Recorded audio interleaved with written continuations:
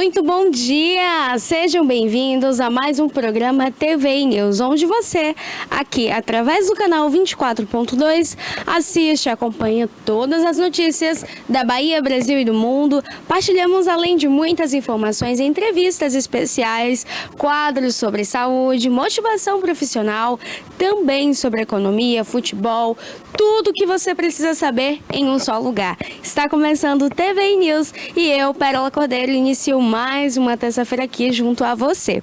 Antes de mais nada, quero deixar um beijo aí, ó, a quem hoje está me assistindo, Dani.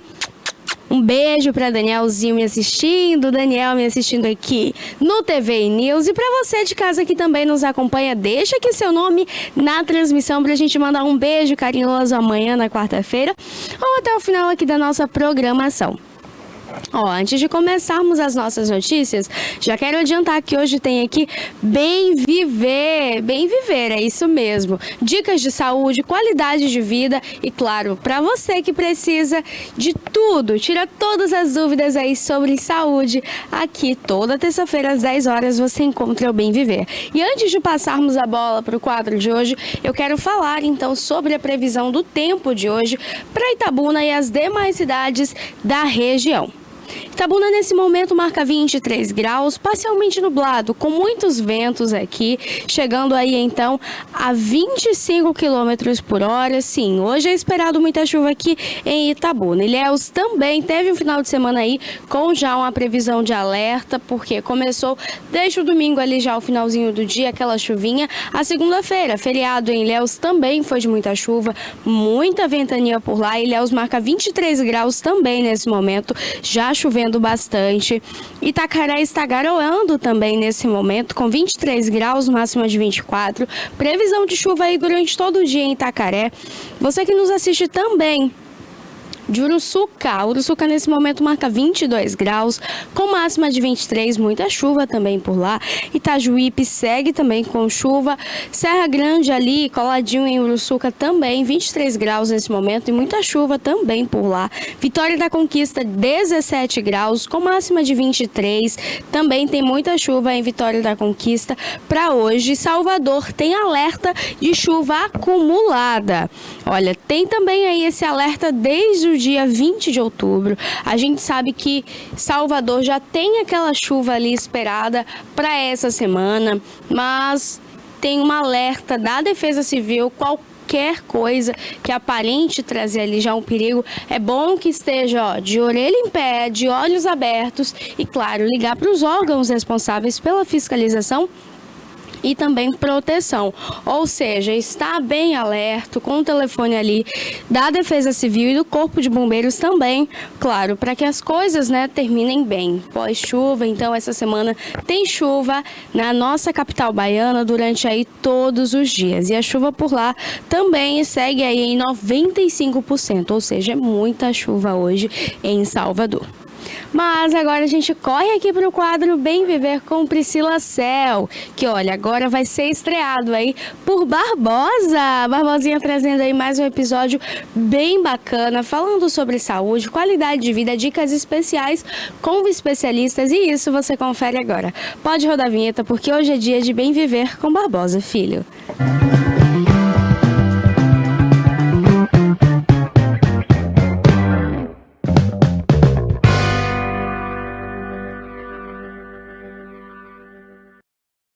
Bem, pessoal, estamos aqui para mais um quadro Bem Viver. Vamos falar da nossa saúde. A saúde é muito importante, temos que cuidar da saúde, em todos os aspectos. Saúde mental, saúde física, E a saúde dos olhos, que às vezes as pessoas, é um órgão tão sensível e tão importante para a gente, Através dos olhos que a gente conhece o mundo, que a gente vê o mundo. Então a gente não pode descuidar. E a saúde ocular é muito importante, Claro, como todas as outras, mas sem a saúde ocular fica muito difícil, imaginar uma pessoa que perde a visão, como é triste, né? Então a gente tem que cuidar dos olhos. E eu trouxe aqui o Dr. Rafael Andrade, renomado médico nessa área, principalmente do fundo dos olhos. Ele que tem um projeto muito lindo, que já falou aqui, inclusive, sexta-feira em nosso programa, sobre o mutirão do diabético, né, que acontece em Itabuna, e é um evento reconhecido hoje em todo o Brasil. E hoje ele vai falar também sobre isso, mas a gente vai falar mais sobre os olhos, né, que é muito importante. Bom dia, doutor. Obrigado por ter vindo. Bom dia, meu amigo Barbosinha. Estou aqui à sua disposição e seus telespectadores. Ok. Doutor, todo mundo vai ao oculista, né, principalmente quem precisa usar o óculos. A gente fala oculista, mas é oftalmologista, né? E o oftal cuida dos olhos. Então a gente precisa comprar um óculos como esse aqui, a gente não vai comprar sem antes passar pelo oftalmologista. E aí a gente não se preocupa com outros exames, mas tem um outro exame muito importante que é do fundo do olho, né, onde a pessoa descobre ali várias situações, né, que acontecem no seu globo ocular. Tem muita gente perdendo visão aí por questões de glaucoma, principalmente, descolamento de retina. Então o senhor que é especialista, eu queria que o senhor falasse um pouquinho como a pessoa deve se preocupar com isso e de que forma ela descobre que tem essas doenças. Naquele exame simples, né, que você faz no oftalmologista, ou você tem que fazer esse exame mais minucioso? Então, Barbosinha, isso é de utilidade pública e você, como sempre, está de parabéns, porque você traz isso para seus telespectadores. A gente tem a impressão de que cuidar da saúde é fazer os óculos. Não é só fazer os óculos.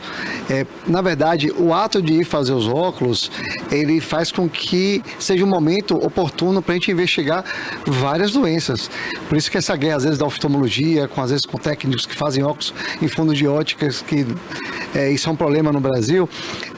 O exame oftalmológico, bem feito, dentro dos exames você tem a medida da pressão do olho, para a gente investigar o glaucoma, você tem o fundo do olho, que é uma série de doenças, inclusive a retinopatia diabética, que é uma causa de cegueira importantíssima, e, além de outras doenças são vistas através desse exame, e outros exames básicos são feitos na consulta oftalmológica, que tem que ser completa, Barbosinha. Assim, a gente consegue evitar uma série de doenças que tiram um dos sentidos mais importantes, que é a visão. Você falou poeticamente aí, a visão é a janela da alma. Então, se perder a visão por conta de uma falta de informação ou de um exame, pseudo-exame, só porque foi lá, trocou o óculos, mas não viu nada, isso está errado. É um momento oportuno que todo mundo tem que ir para o oftalmologista para ver os olhos como um todo. Ô doutor, antes da pessoa fazer esse exame, né, do fundo do olho, ele precisa ter algum sintoma, ainda que ele não saiba se ele é diabético, se ele tem algum problema, né, nesse sentido, crônico. É possível ele ter algum sintoma para ele ir até a clínica e dizer, eu quero fazer o exame do fundo do olho porque eu estou com esse sintoma, assim? Então, o exame do fundo do olho, ele faz parte do exame oftalmológico completo, básico. Claro, você tem uma área dentro da oftalmologia que é a área da retina, é uma subespecialização, eu sou especialista nisso, existem outros vários que só estudam essas doenças do fundo do olho, que estão dentre as doenças mais graves, porque a retina que fica no fundo do olho, se a gente for falar, a gente está conversando aqui anteriormente sobre nossa geração, na época da máquina fotográfica, a retina é o filme da máquina, é onde a imagem é captada, ali, né? Registra toda a imagem. E o exame do fundo do olho é justamente para ver essa retina. Então, existem alguns públicos específicos, como quem tem diabetes, precisa fazer o exame do fundo do olho. Quem tem glaucoma, precisa ver o fundo do olho para ver o nervo óptico, que é onde o glaucoma machuca e mata o nervo óptico, é através do exame do fundo do olho. Existe uma série de doenças infecciosas, por exemplo, a gente vê através do fundo do olho. Já dei diagnóstico, por exemplo, até de AIDS. O paciente não sabia por alguns sinais típicos dentro do fundo do olho. Existe uma série, hipertensão arterial, por exemplo, machuca os vasos do fundo do olho. Quem já tem alteração nos vasos da retina por conta da hipertensão arterial sistêmica, tem mais risco risco de mortalidade para ter AVC, entre outras doenças. Então, é um exame extremamente importante, por isso que ele tem que fazer parte do exame básico. Claro que se tem uma alteração, aí ele é encaminhado para um especialista em retina para poder tentar sanar aquilo lá e fazer essa interação com as outras áreas da medicina para levar essa informação para cuidar do paciente como um todo. Ô, doutor, como é que está Itabuna hoje, tecnologicamente falando, né? E nesse sentido do olho, né? Porque a gente tinha outro dia como referência, outro dia que eu falo alguns anos atrás, Minas Gerais era uma referência, né? Depois Itabuna tem se destacando aí com vários profissionais, como o senhor, por exemplo. E hoje, como é que a gente diria que está Itabuna nesse cenário? Na verdade, Itabuna, assim, ao longo dos anos, ela vem se desenvolvendo, a gente tem serviços grandes e fortes aqui, a nível estadual, já há algumas décadas, então a gente consegue, e hoje o conhecimento ele está muito democratizado. Antigamente tinha essa história de Belo Horizonte, né? Umas 3 décadas atrás. Claro, hoje você tem alguns centros em São Paulo para parte de pesquisa, com algum equipamento ou outro de última geração que chegou agora no mundo, mas assim, Itabuna hoje não deve a absolutamente nenhuma região do país com relação a várias áreas da medicina, e a oftalmologia sempre foi um dos carros-chefes da cidade, graças a Deus. Né? Eu soube também que a nível tecnológico, né, o Itabuna hoje é um centro muito avançado, né? Exatamente. Itabuna, ela já tem alguns anos, alguns aparelhos de ponta, por exemplo, aparelhos de tirar grau, por exemplo, que só tem 2 na Bahia desse nível. Itabuna é um deles, entendeu? E o que tem aqui tem na maioria dos serviços do mundo.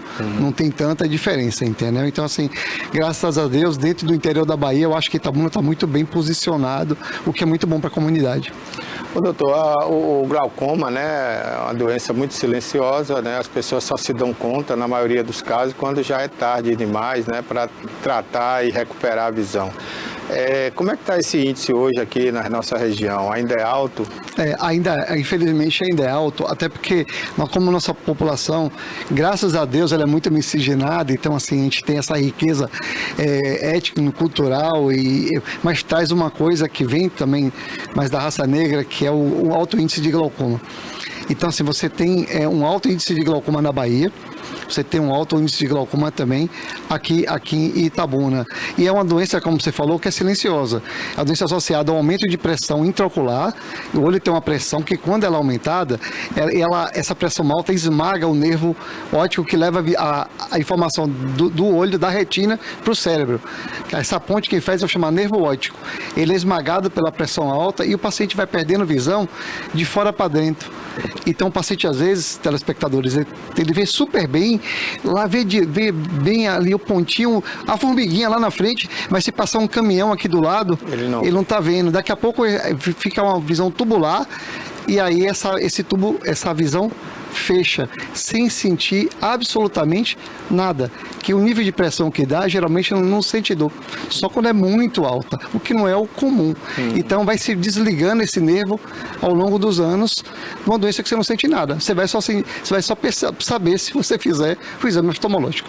Ô, doutor, a pressão nesse caso, né, intraocular, ela é diferente da pressão arterial normal do corpo como um todo, exatamente, né? Exatamente. Não tem muita associação. Só mede com aparelhos específicos. Que é aquele sopro, né, que dá no... Tem um sopro e tem um de aplanação, que a gente chama, que é o mais sensível, apurado. A gente faz o sopro em todo mundo e quando está se investigando de maneira ainda mais criteriosa, a aplanação é um kit, tem um colírio azul fluorescente, um colírio anestésico e bota aquele queixinho naquele aparelho, aquele microscópio, chama de lâmpada de fenda, e aí um aparelho encosta e aplana a sua córnea, com o olho anestesiado, e ali é chamada de tonometria de Goldman, que é a medida de pressão mais fidedigna que existe.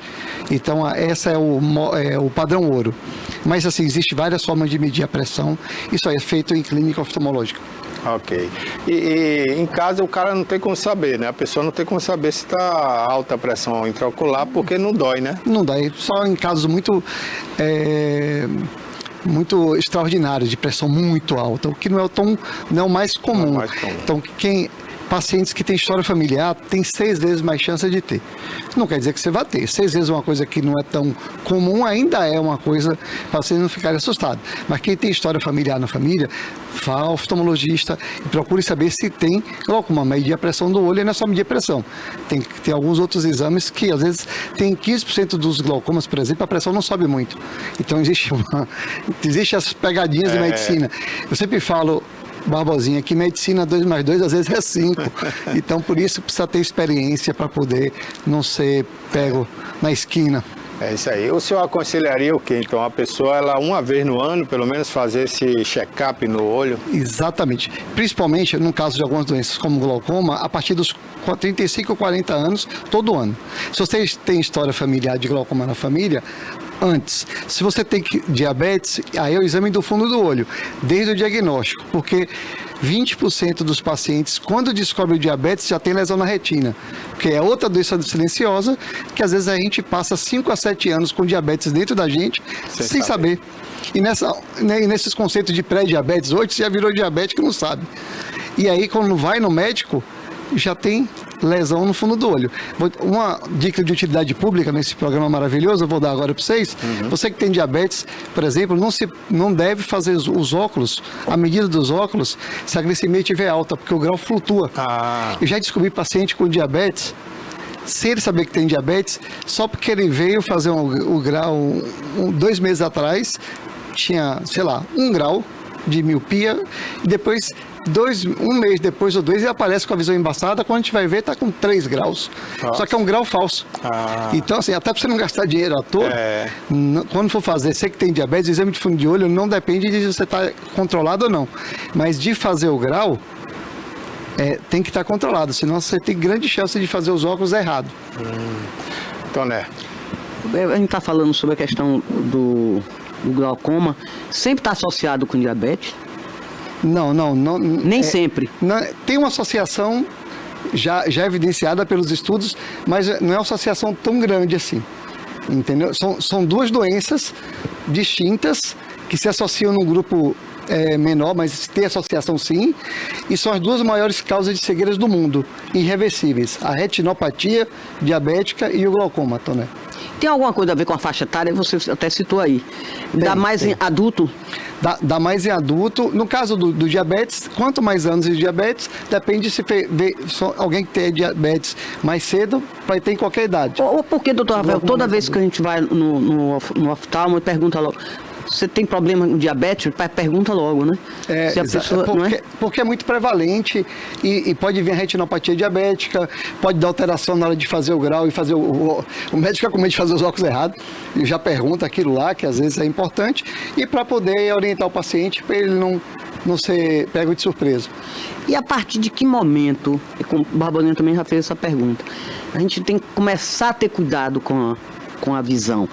No caso, assim, por exemplo, você tem filhos pequenos, tem que ser a questão de 1 ano, 2 anos, 3, ou só a partir de se a criança tiver algum sintoma, aí que vai procurar. Não. Ou você já tem que ir logo antes? Então, assim, uma coisa muito importante, vamos começar ali do começo. Nasceu, tem que fazer logo o do teste do olhinho, que na verdade é para ver o reflexo vermelho, na verdade, se possível, para ver o fundo de olho, para saber se nasceu bem formado ou não. Ou se nasceu já com alteração, que a criança não vai lhe informar. Já quando nasceu? Quando nasceu. Ali é o primeiro exame que geralmente é com o médico de retina também. Principalmente se for prematuro, que a maior causa de cegueira na infância é uma doença chamada retinopatia da prematuridade. Ele nasce tão cedo, Toné, a criancinha hoje em dia, e a medicina melhorou muito, estão nascendo mais cedo, que não deu tempo da retina formar. E não dá para corrigir, não? Logo no início, dá para corrigir? Dá para corrigir. Quando tem a doença, tem que fazer um tratamento importante de laser na retina da criança, do bebê, às vezes de 900 gramas. Olha onde a gente começa. Aí nos primeiros anos de vida, a criança vai formar a visão. Aí geralmente tem que ter acompanhamento. Tem que ter acompanhamento, porque é ali que forma a visão. O cérebro, ela não nasce enxergando. Vocês aprendem a enxergar ao longo dos primeiros anos de vida. A partir de 7, 8 anos, o cérebro, que é o nosso professor da visão, fecha a escola. Aprendeu, não aprendeu, não aprende mais. Então, se a criança tiver, por exemplo, um grau diferente de um lado para o outro, e não fez o grau lá novinho, o olho que tem um grau maior, o cérebro não ensina a enxergar. Nunca mais na vida, mesmo com o olho normal, ele vai enxergar. Chama de olho preguiçoso, ou ambliopia. Aí a importância é na infância. E na idade adulta, os pacientes têm diabetes, paciente que tem história familiar de glaucoma ou que tem alguma outra doença sistêmica mais importante, tem que estar sempre no oftalmologista. E hoje, na época da internet, do celular, a gente vive com a demanda muito alta para a visão. Hoje o olho é seco, hoje na criança, não era só coisa de idoso, hoje é na criança. Hoje tem uma série de doenças que vêm por conta dessa nossa vida mais potente com relação à visão. Dessa invasão tecnológica. Agora, o que interfere mais? A tela do celular ou a televisão? Porque a gente vive hoje com isso aqui direto, nessa tela. Até de madrugada você liga. Então você está olhando, sempre está consultando. Isso é ruim? Existem alguns estudos, principalmente com a pandemia, que vem mostrando uma grande epidemia de miopia nas crianças, por exemplo, por conta das telas, principalmente do celular, que você força muito a visão de perto. E a visão de perto vai estimulando o olho a ficar mais míope. Então, está tendo muito mais míope agora do que no passado. Vamos ter uma geração... Isso, é? É verdade isso, de grandes míopes. E outra coisa também é a falta de estímulo ao sol. A vitamina D e o sol é outra coisa que evita esse fato de acontecer.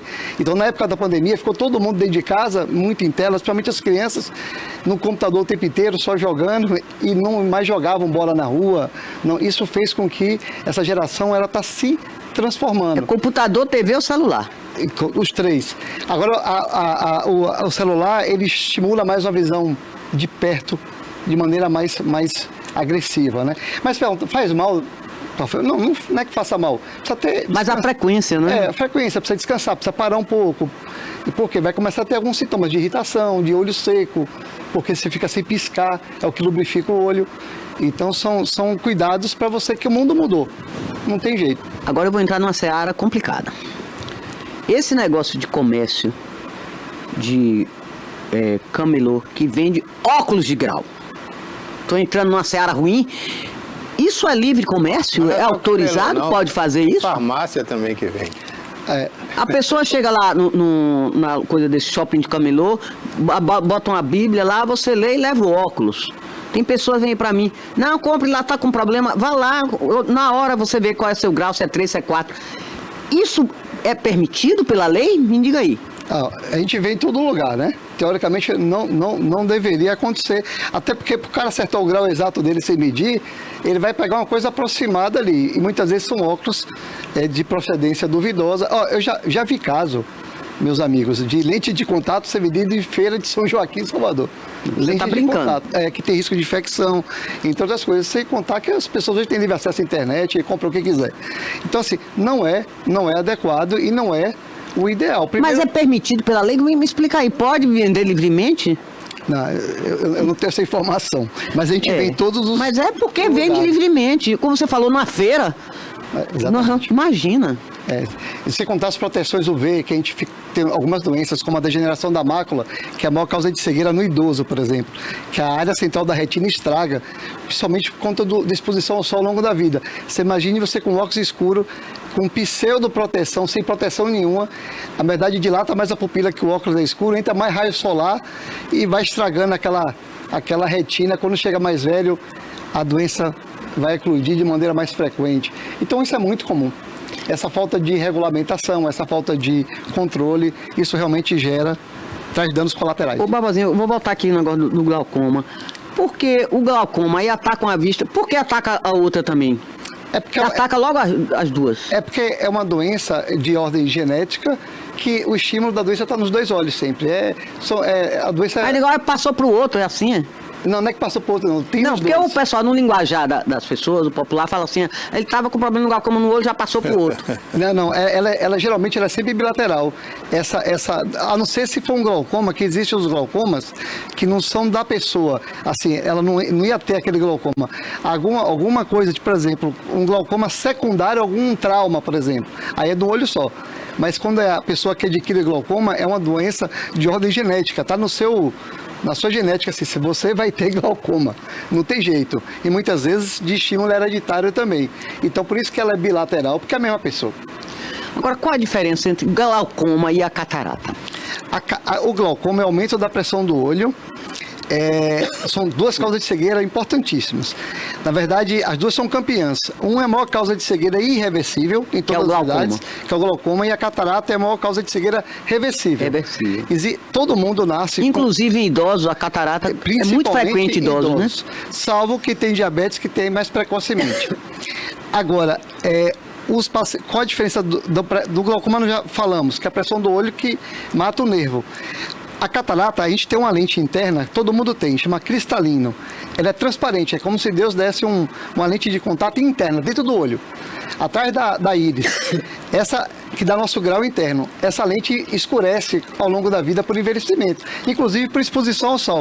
Mas dá para recuperar a catarata? Exatamente, você tem que operar, tirar aquela lente e colocar uma lente intraocular no lugar.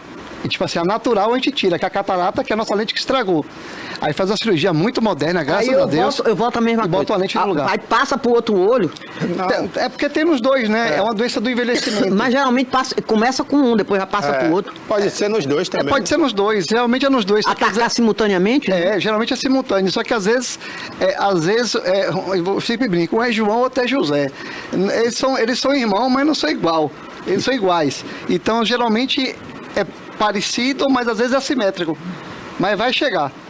Todo mundo vai operar catarata, pessoal. Só não opera quem morre antes. A gente quer operar. Chegando à idade não tem jeito, mais né? Cristalino. Não. E hoje tem uma grande vantagem. As cirurgias são muito modernas, Barbosinha. E hoje as lentes que você coloca dentro são muito modernas. Hoje você consegue tirar até o grau de perto. Aquela vista cansada que vem depois dos 40 anos. Existem lentes especiais que você precisa usar óculos. Você precisa mais, você fica livre de óculos. Eu sempre brinco, né? Minha irmã tem...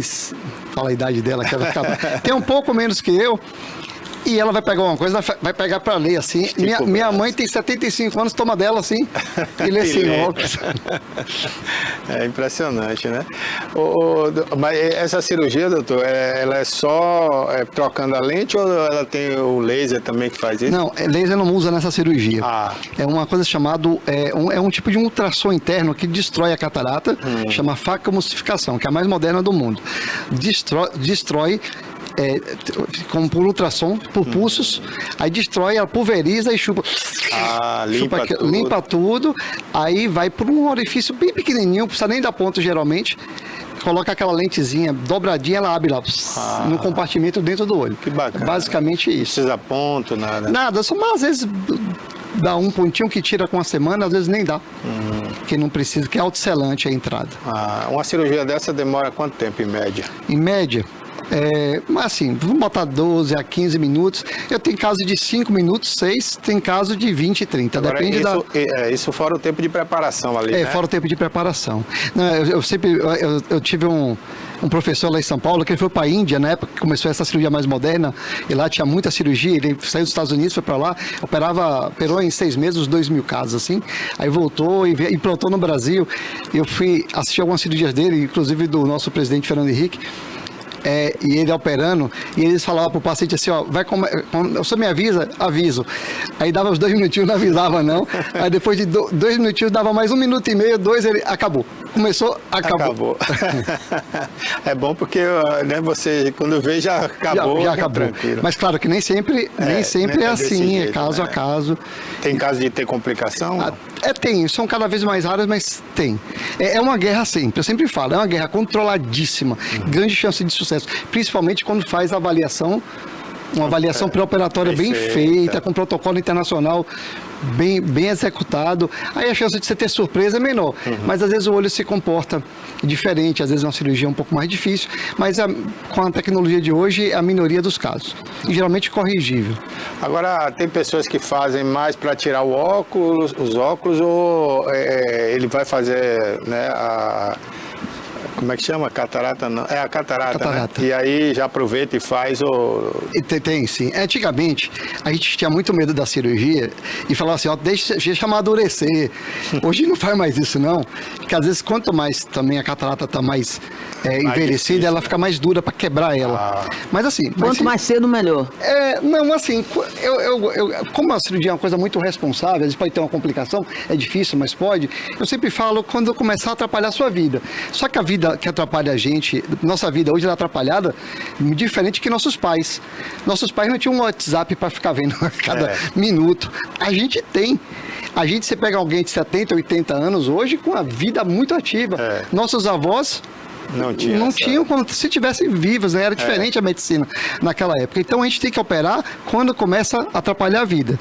E hoje quem tem graus mais difíceis, opera ainda antes para tentar resolver a parte refrativa, que é a parte do grau.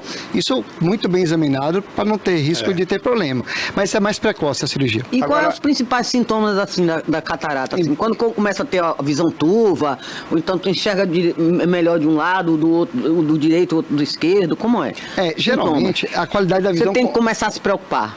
Quando a sua visão começa a embaçar ou ficar com qualidade ruim, quem está dirigindo começa a ver aqueles halos à noite do farol e a catarata espalha a luz dentro do olho, por exemplo.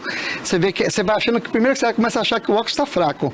Na verdade, quem está fraco é o olho. Isso é um detalhe. Então, às vezes, e uma coisa que você falou importante, Toné, é que às vezes um olho está bom, o outro não está bom. E às vezes o que tá ruim não é o dominante. Sustentando o outro. E você não sabe. Às vezes tem uma doença grave no outro, não é nem de catarata, alguma outra coisa, mas o olho bom, fechar um olho e olhar e para você em casa fazer esse autoteste, parece que não, mas eu já vi pacientes que descobrem uma lesão congênita que nasceu com aquilo 30 anos depois, porque ao bater um besouro no olho, ele fechou. Aí ele olhou pro olho que ele nunca olhou. Porque com os dois olhos, ele tá sempre com os dois, você não acostuma. Inclusive eu ia perguntar sobre isso, né? É bom fazer logo os dois de uma vez, mesmo que o outro ainda esteja melhor, ou se eu aconselho fazer o que tá pior e deixar o outro para depois? Aí depende de cada caso, depende se tiver muito grau, depende... É assim, toda cirurgia precisa ter um motivo e precisa ter uma responsabilidade extremamente bem conduzida. Então, assim, você vai operar primeiro o pior e, geralmente, hoje, até se for mexer com a própria resolução do grau, você acaba operando nunca junto. Sempre depois que um melhorar, aí você vai mexer no outro, aí você acaba operando o outro em seguida. Mas isso é variável. Às vezes o paciente tem mais medo um pouquinho, às vezes ele quer esperar mais, pode. É uma questão só de qual que é o melhor planejamento que é decidido com o paciente. Ok. É acessível hoje, a gente falando em termos de dinheiro, né? De custo, é acessível para todo mundo? Então, a cirurgia de catarata ela é coberta pelo Sistema Único de Saúde, então, teoricamente, é uma cirurgia acessível. Claro que existem lugares que isso é mais... SUS. Pelo SUS pode fazer? Pode.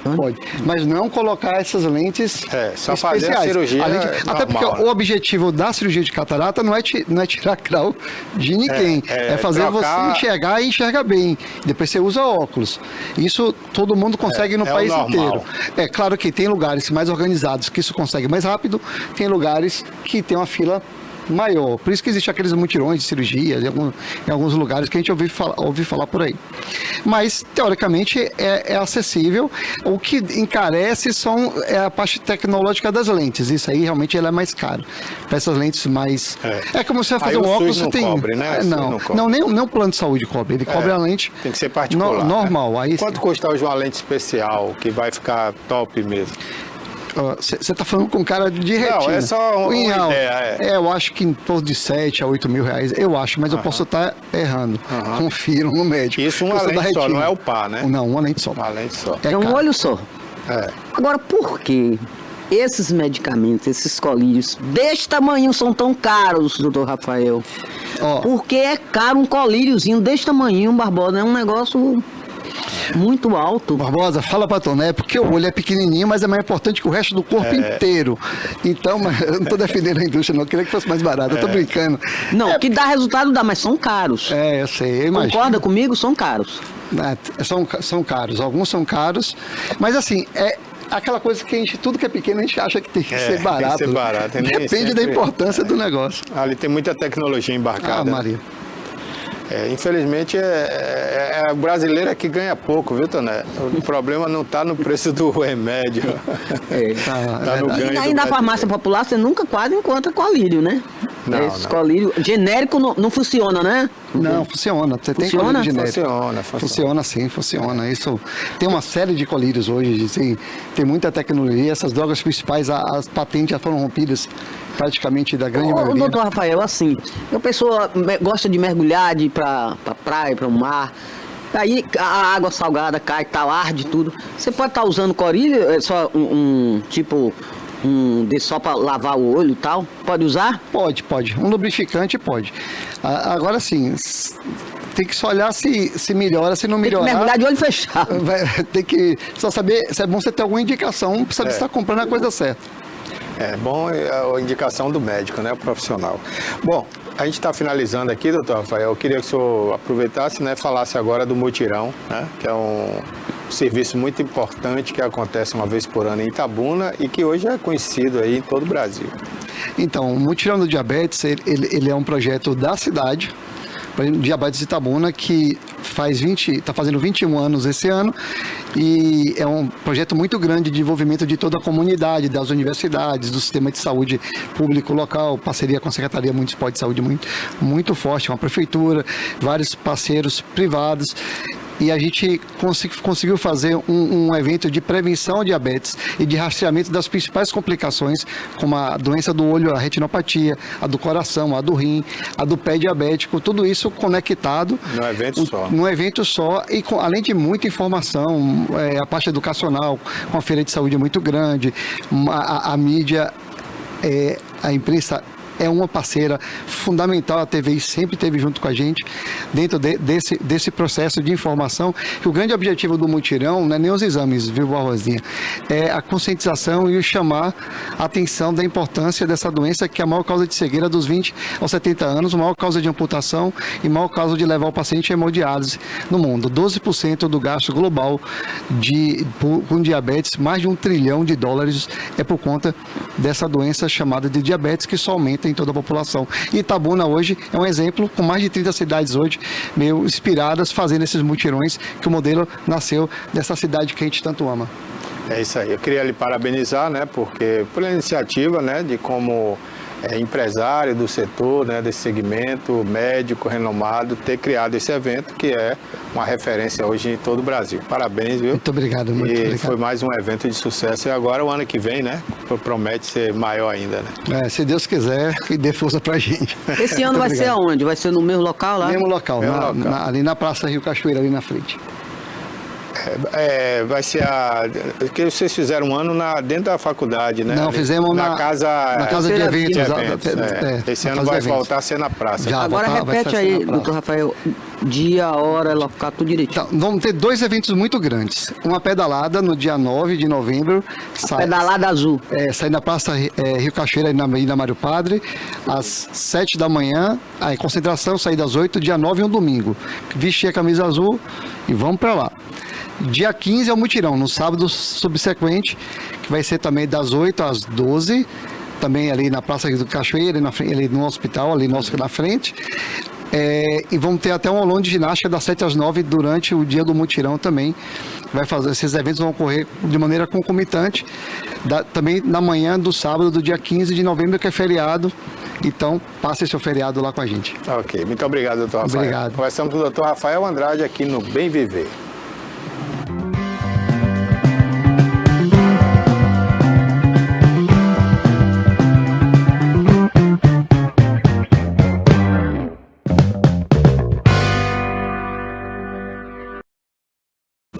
Olha, estamos de volta aqui depois de bate-papo, bem viver, saúde, qualidade de vida e, claro, o doutor Rafael Andrade, que ele é um médico oftalmologista. Aquela campanha linda que já está chegando, que você conhece, do Novembro Azul.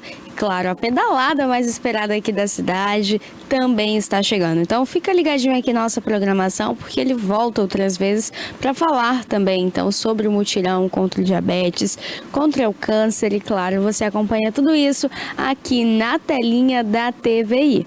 Olha, agora a gente começa aqui então as nossas notícias, porque já tem Dalila Reis com o quadro Os 10%. A gente vai começar já com uma das notícias falando sobre um caso que aconteceu no Ferryboat, chuvas acabaram alagando ali a área do ferryboat devido a essas ventanias que vem acontecendo em Salvador e aqui também no extremo sul baiano. A gente sabe que muitas pessoas que pegam ali o ferryboat para atravessar acabaram tendo ali esse contratempo. O que assustou os tripulantes, de fato, foi a quantidade da água, a força e, claro, no local ali do estacionamento. A gente tem as imagens, pode colocar, produção.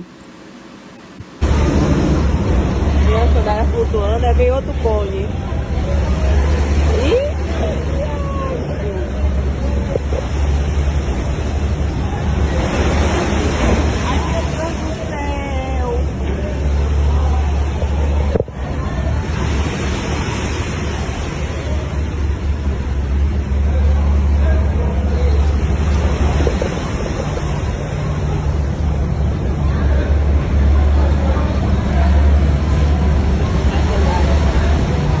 Alguém perdeu a sandália, é nova, viu?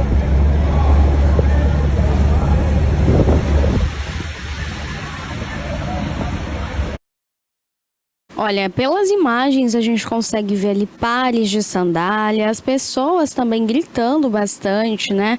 A gente sabe que as chuvas em Salvador hoje permanecem sim com o alerta da Defesa Civil, então é importante que os órgãos de fiscalização mantenham a segurança dos cidadãos. As imagens mostram aí os compartimentos da embarcação Maria Bethânia totalmente alagado, os pares aí de sandália boiando, olha só, no vídeo as sandálias, a moça até fala, né, que uma sandália nova.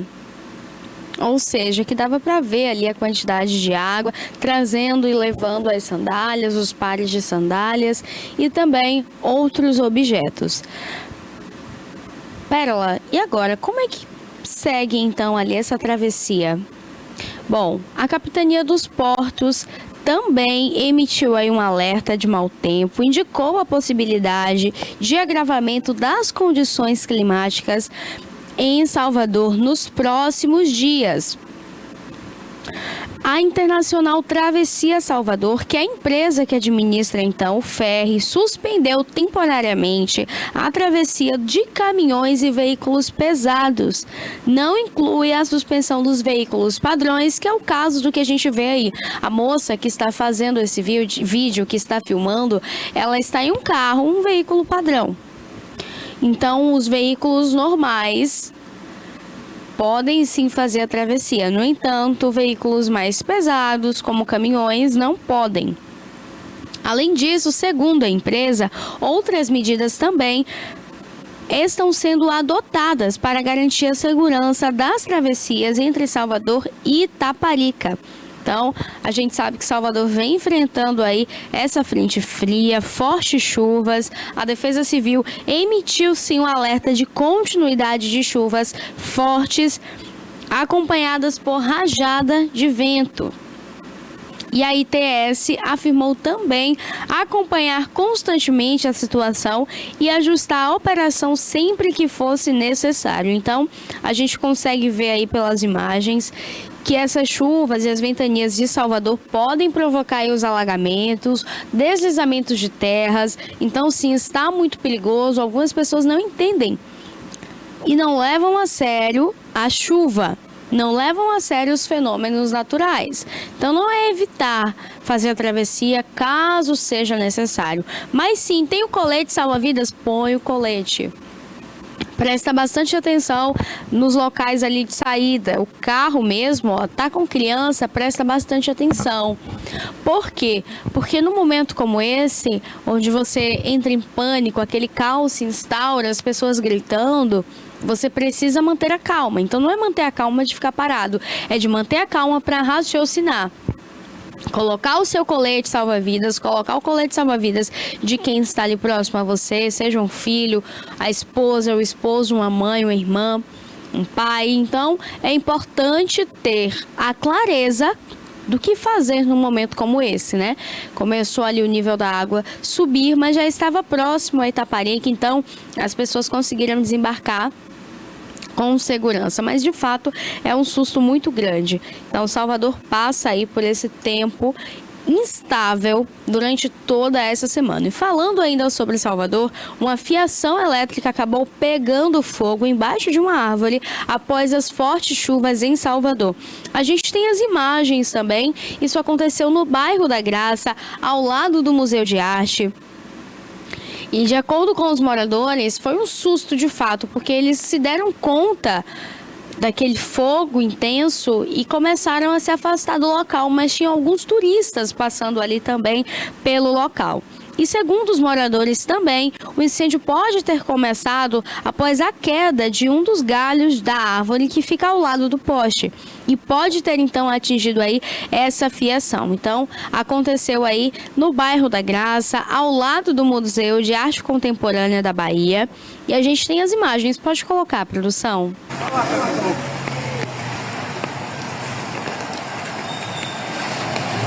É o galho aí.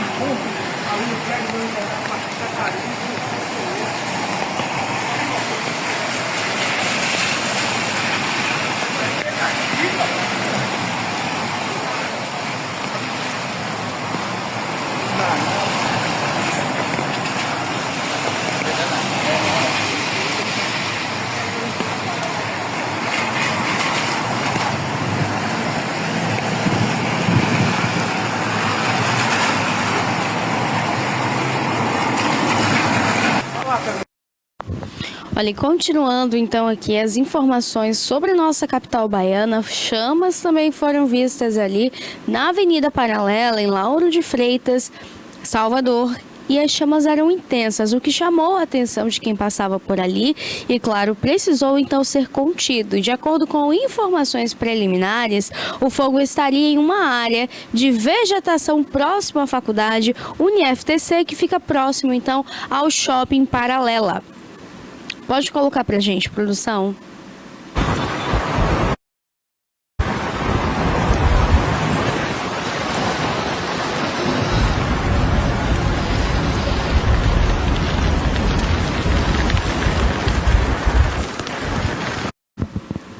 Olha, as imagens aí a gente consegue observar que o fogo tomou uma proporção muito grande. Olha só, pode deixar o vídeo passando, Cássio. Esse local onde a gente consegue ver ali as chamas, as fumaças, é porque de fato tinha uma vegetação. Então, pode ter acontecido ali um incêndio criminoso ou um incêndio devido ali ao mau tempo. Então, Salvador vem passando por essa instabilidade climática, mas é importante a gente ressaltar que pessoas que fumam, nada de pegar a bituca que você julga estar ali apagada, jogar na vegetação. Aconteceu aqui em Itabuna, próximo ao viaduto, o governador Mário Covas. A gente viu ali também um incêndio. Claro, começou em uma proporção menor, ficou ali de leve a moderada e foi contido. Mas para uma pessoa que passou de carro, pegou a bituca do cigarro e jogou pela janela. Então, assim, ó, é um absurdo. O ser humano, ele caminha, de fato, contra a própria vida. A gente fica sem entender como é que as pessoas fazem isso. E, além de tudo, o que mais me impressiona é quando a gente está nesse tempo, aquele tempo abafado, quente, e a gente sai pelas ruas da cidade para fazer alguma coisa do nosso dia a dia e começa a ver focos de incêndio. A gente começa a ver as pessoas queimando gramado, queimando, gente, plantas. Pelo amor de Deus, né? Pelo amor de Deus, está fazendo o que contra você, aquela planta, aquela vegetação? Não estou entendendo. Eu olho assim e fico me questionando. O que é que esse mato está fazendo de ruim para você? Nada. Absolutamente nada. Mas as pessoas, infelizmente, são desse jeito. Elas fazem o que elas julgam ser certo, como elas bem entendem, e infelizmente as coisas não funcionam assim. Então, falta também órgãos para fiscalizar e punir, porque só quando há punição as coisas podem caminhar para mudar, porque nem sempre, né, quando a pessoa é punida, quando mexe no bolso, as coisas mudam. Então, talvez uma multinha resolveria. Fora que esse incêndio aí, para quem mora próximo a esse local, pode causar doenças respiratórias. Então, quem tem asma, passa pelo local ou está ali nas redondezas, tem uma crise asmática.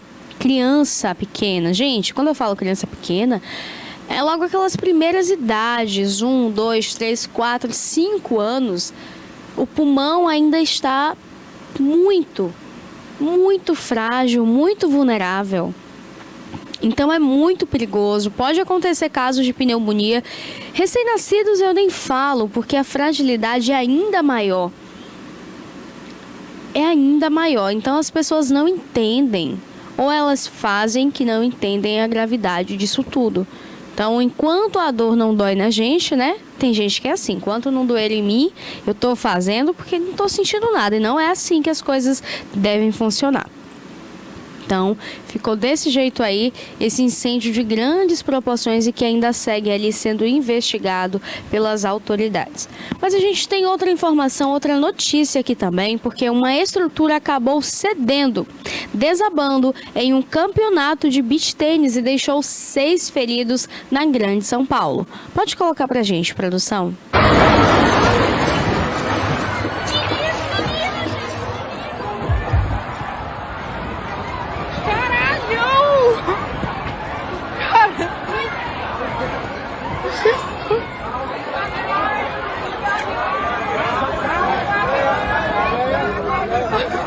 Não, faltou tá aqui em cima.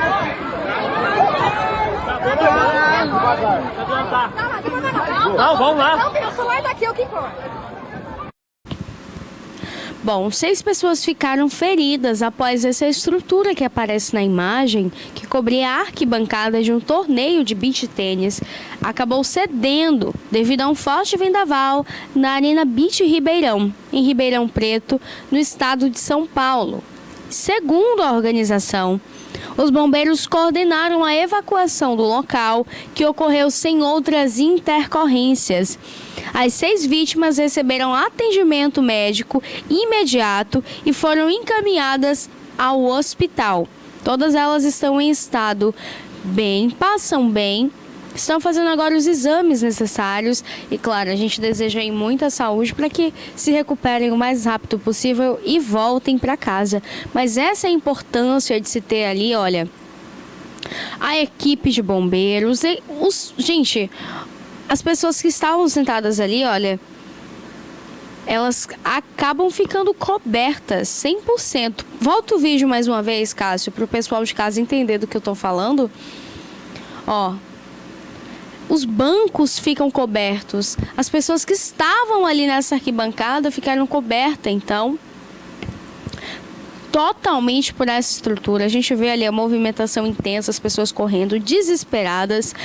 E, de fato, é importante ter, sim, a equipe de segurança, corpo de bombeiro, médico, tudo que é necessário ali para, no caso de uma emergência, resolver a situação. Então, essa daí foi uma intercorrência muito perigoso, assustador de fato, porque primeiro que quando a gente fala então ali em um caso como esse, ó, um torneio, todo mundo ali em um dia agradável, muito gostoso, né, muito bacana, onde vão para torcer por amigos, familiares, conhecidos.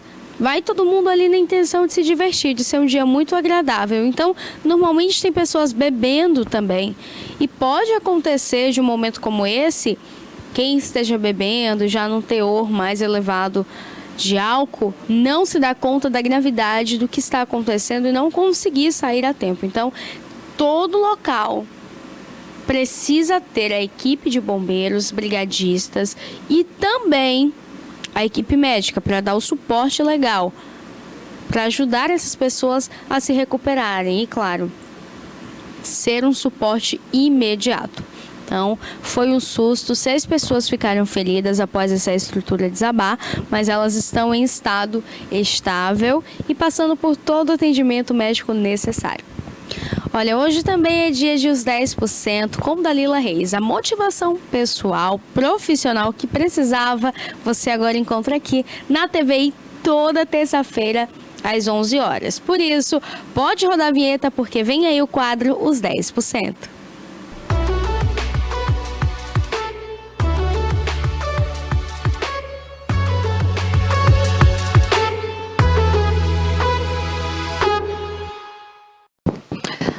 Olá, seja muito bem-vindo. Mais uma vez, essa casa é sua, esse momento é seu, porque nós estamos aqui para contribuir com o teu sucesso, com a tua alegria, tá bom? Um estudo em Harvard mostrou que a felicidade precede o sucesso, ok? Eles constataram em pesquisas que pessoas felizes produzem mais, logo, faturam mais, têm mais sucesso em todas as áreas da sua vida. Então, se você está esperando aí alguns motivos, alguma razão para ser feliz, você está no caminho errado, ok? Porque você não precisa ter para ser feliz. Você precisa se tornar uma pessoa feliz com o que você tem, onde você está, pelo ar que você respira, pelos olhos que te fazem enxergar, pelos mínimos detalhes, ok? Felicidade precede sucesso. Se você quer ter sucesso, primeiro você precisa ser uma pessoa feliz, porque a felicidade te dá combustível, tá bom? Para alcançar o que você sonha. Então não fique esperando ter para ser feliz. Eu só vou ser feliz quando eu alcançar aquela casa, aquele carro, aquela família, aquela pessoa, tantos não sei quantos R$1.000, milhões de reais. Não. Seja feliz no hoje. Porque nada disso garante a felicidade. O que garante a felicidade é algo muito intrínseco. É algo de dentro para fora. São motivos que o dinheiro não pode comprar. Tá bom?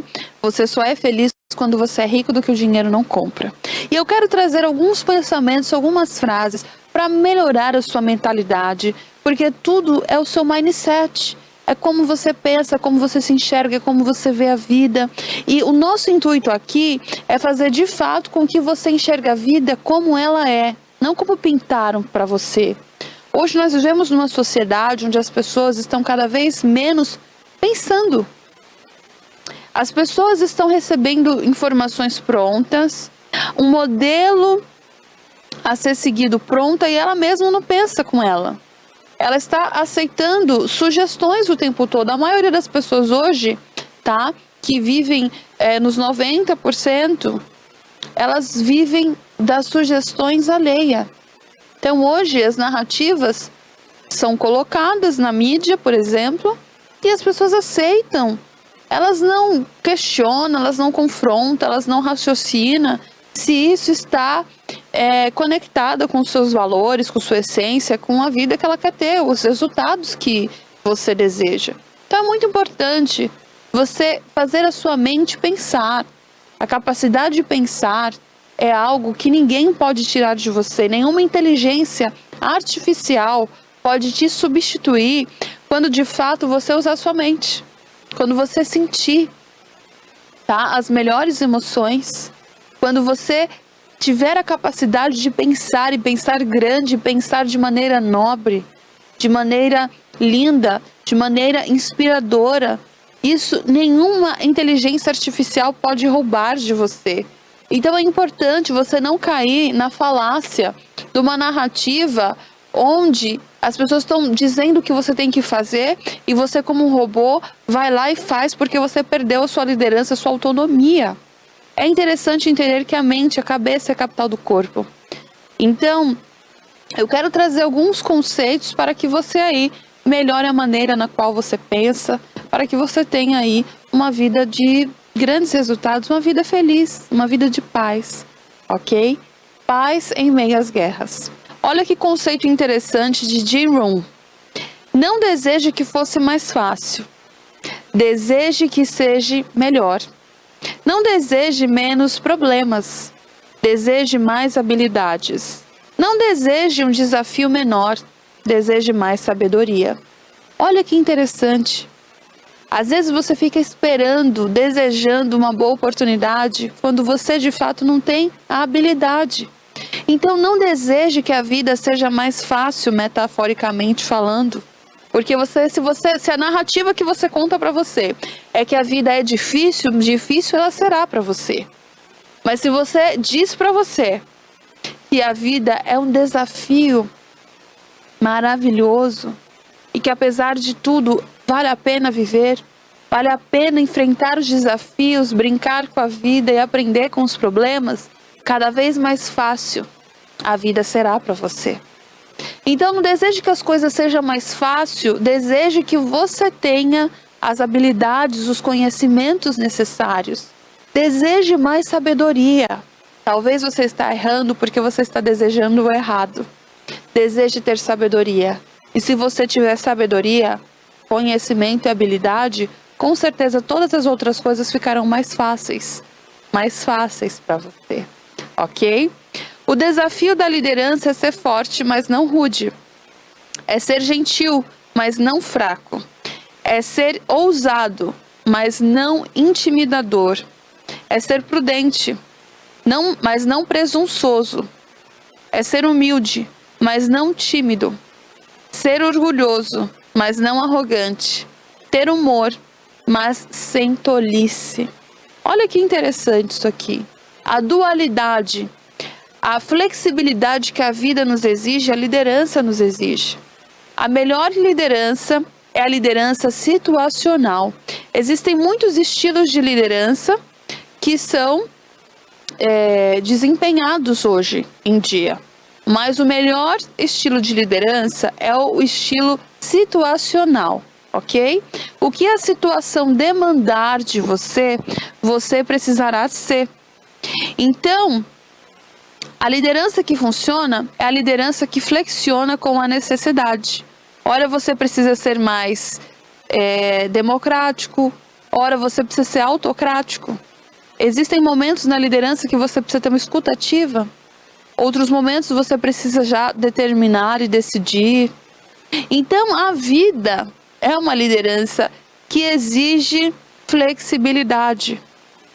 Então, é você ser autoconfiante, mas não prepotente. A autoconfiança e a prepotência são coisas totalmente diferentes. E quem sabe dançar essa dança, quem não erra na dose da vida, consegue grandes resultados.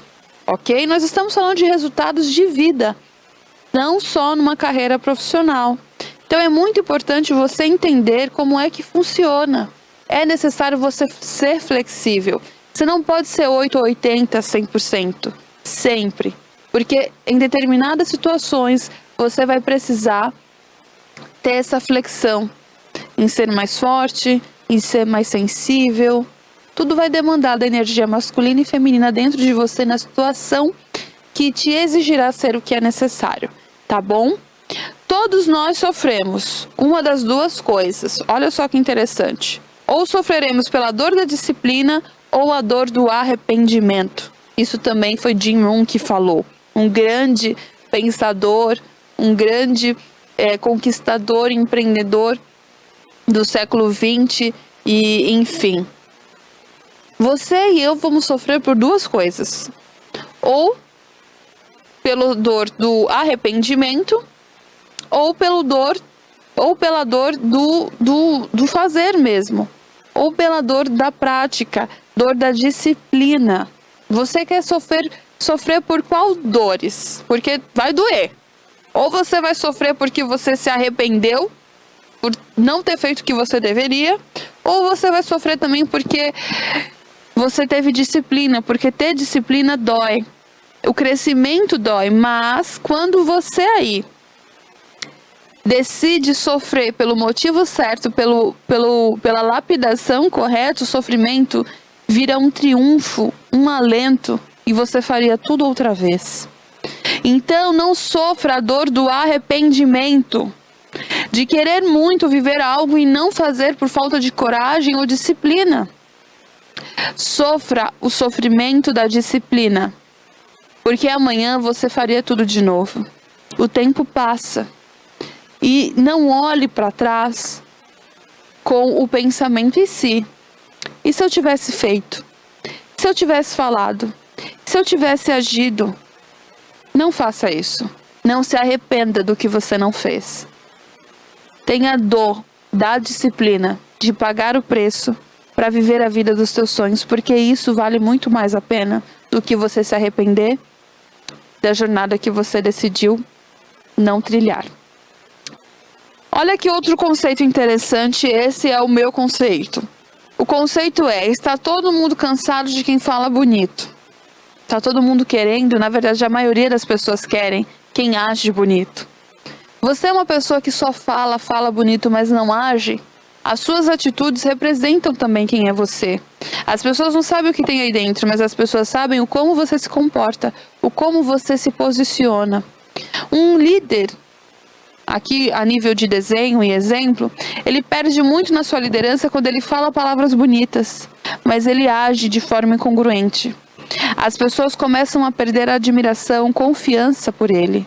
E aí começa um declínio na produtividade, na entrega.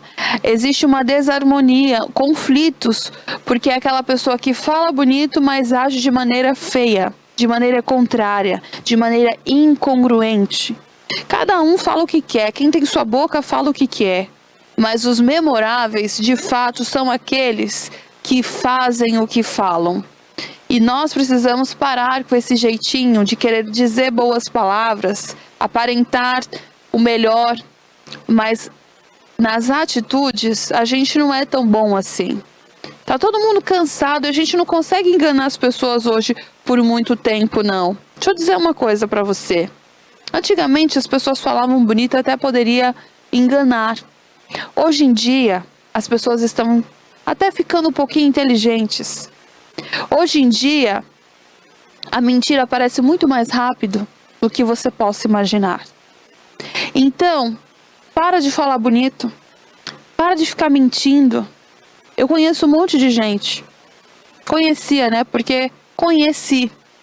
Porque pessoas que são incongruentes eu vou afastando de mim. Eu me afasto delas, na verdade. E falava tão bonito, mas agia tão feio. Conscientemente. Quem precisa de mudança, busca mudança. Não existe pessoas perfeitas, mas a sua palavra tem que representar muito bem a você.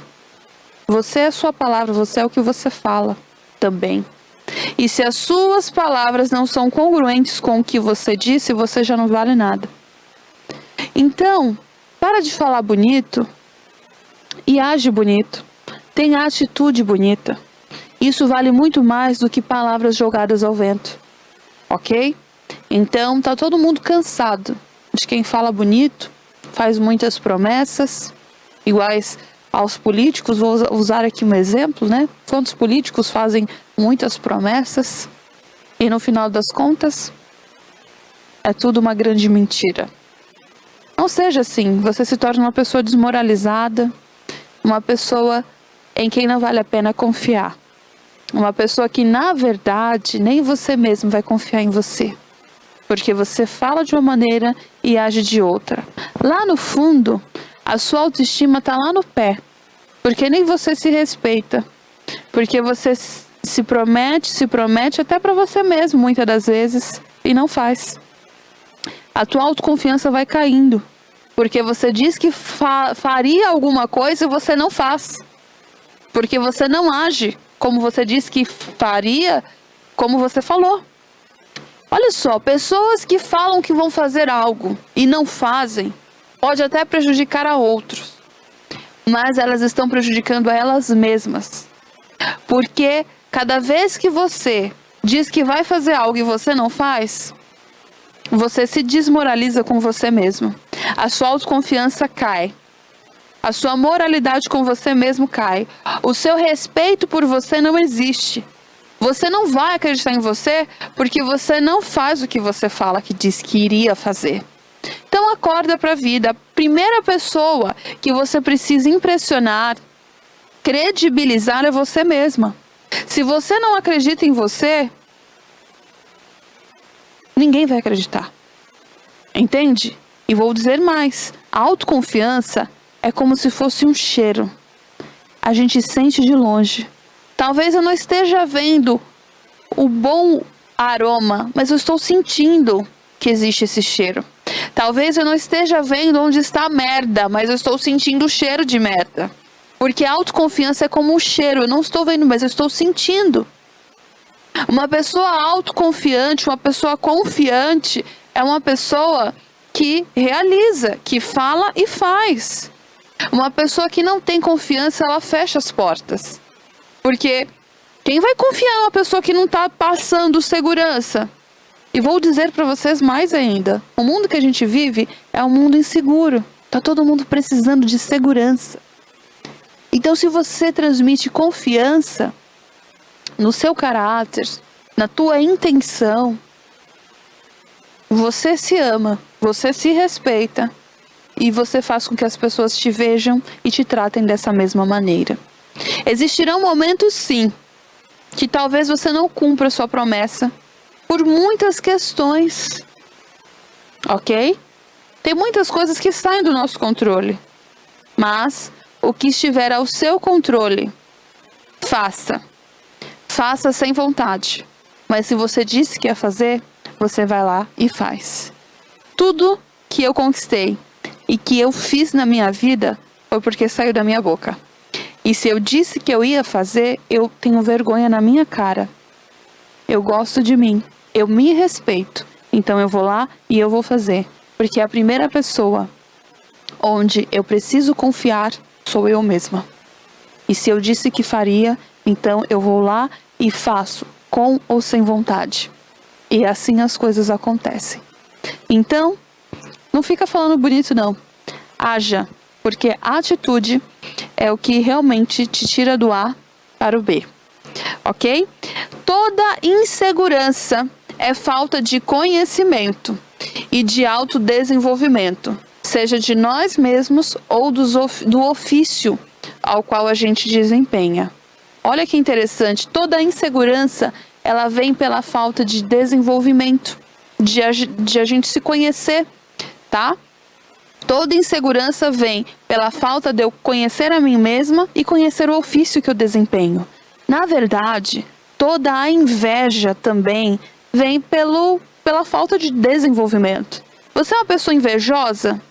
Você é uma pessoa que sente inveja? A inveja está atrelado à incapacidade. Se você sente inveja dos outros, porque são, porque têm, é simples, porque você não se capacitou. Porque você não se desenvolve. Então, quer eliminar a inveja? Se capacite. Apesar que a inveja é um grande buraco na alma, que a gente vai cavando e aí vai virando outras coisas. Mas a raizinha da inveja também está relacionada com a não capacidade, com a incapacidade. E a insegurança está relacionada à falta de competência, de desenvolver. Você é uma pessoa insegura? Se você é uma pessoa insegura em vários aspectos, você precisa entender que isso é simples de resolver. É só você desenvolver a sua capacidade, você desenvolver seu conhecimento sobre você e sobre qualquer coisa que você venha a fazer. Pessoas inseguras não ocupam lugar nenhum. Na verdade, pessoas inseguras ocupam os lugares que ninguém quer. E você aí não quer ficar em qualquer lugar. Você quer ter o seu espaço no mundo, sim ou não? Sim. Então, se você quer ocupar o seu espaço no mundo, como você deve e como existe espaço para você, tá? Eu trabalho com a lei da natureza, a lei da abundância. E a lei da abundância da natureza nos mostra que existe espaço para todos. A multiplicação é ampla e não é necessário que alguém perca para que você ganhe. Entendeu? Então existe lugar para você nesse mundo. Um lugar onde você se sinta pertencente. Um lugar onde você se sinta amado, acolhido, importante. Existe esse lugar para você. Mas esse lugar só vai, de fato, fazer parte da sua vida, como você tem de direito, por direito, se você se capacitar para isso. Se você arrancar a raiz da insegurança. Insegurança é falta de capacidade. E insegurança te separa dos teus maiores sonhos, do teu lugar que você tem por direito no mundo. Então, a melhor coisa para vencer a insegurança é se capacitar, ok? E finalizando aqui, a gente precisa entender também que daqui a um ano você vai ter se arrependido por não começar hoje. Olha só, daqui a um ano você se arrependerá por não ter começado hoje. E eu quero aqui te dar um grande insight do que você pode começar a fazer hoje. Olha só, comece hoje a se relacionar melhor com Deus, tá bom? Comece hoje a desaprender do que não te eleva, ok? Comece hoje a aprender uma nova habilidade. Comece hoje a aprender a poupar e a investir dinheiro. Comece hoje a se relacionar melhor com as pessoas. Comece hoje a conhecer novas pessoas. Comece hoje a mudar de ambiente. Comece hoje a fazer o que você tem medo. Quais são os teus medos? Enfrente cada um deles. São bloqueios, os medos são bloqueios. E o seu maior salto quântico está escondido no seu maior medo. Enfrente hoje os seus medos. Comece hoje a fazer novos negócios ou fazer negócios. Comece hoje a ajudar alguém.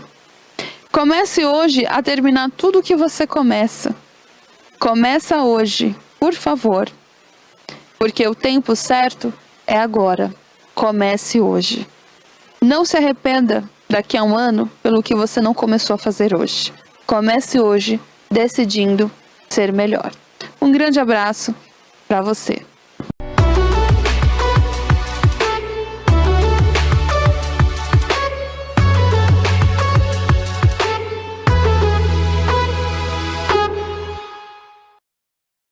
Olha, e depois dessa motivação, essa dose diária, você precisa todos os dias falar para si mesmo quanto você merece, quem você é e, claro, tudo que você deseja conquistar. Porque aqui a gente tem um pouquinho de tudo.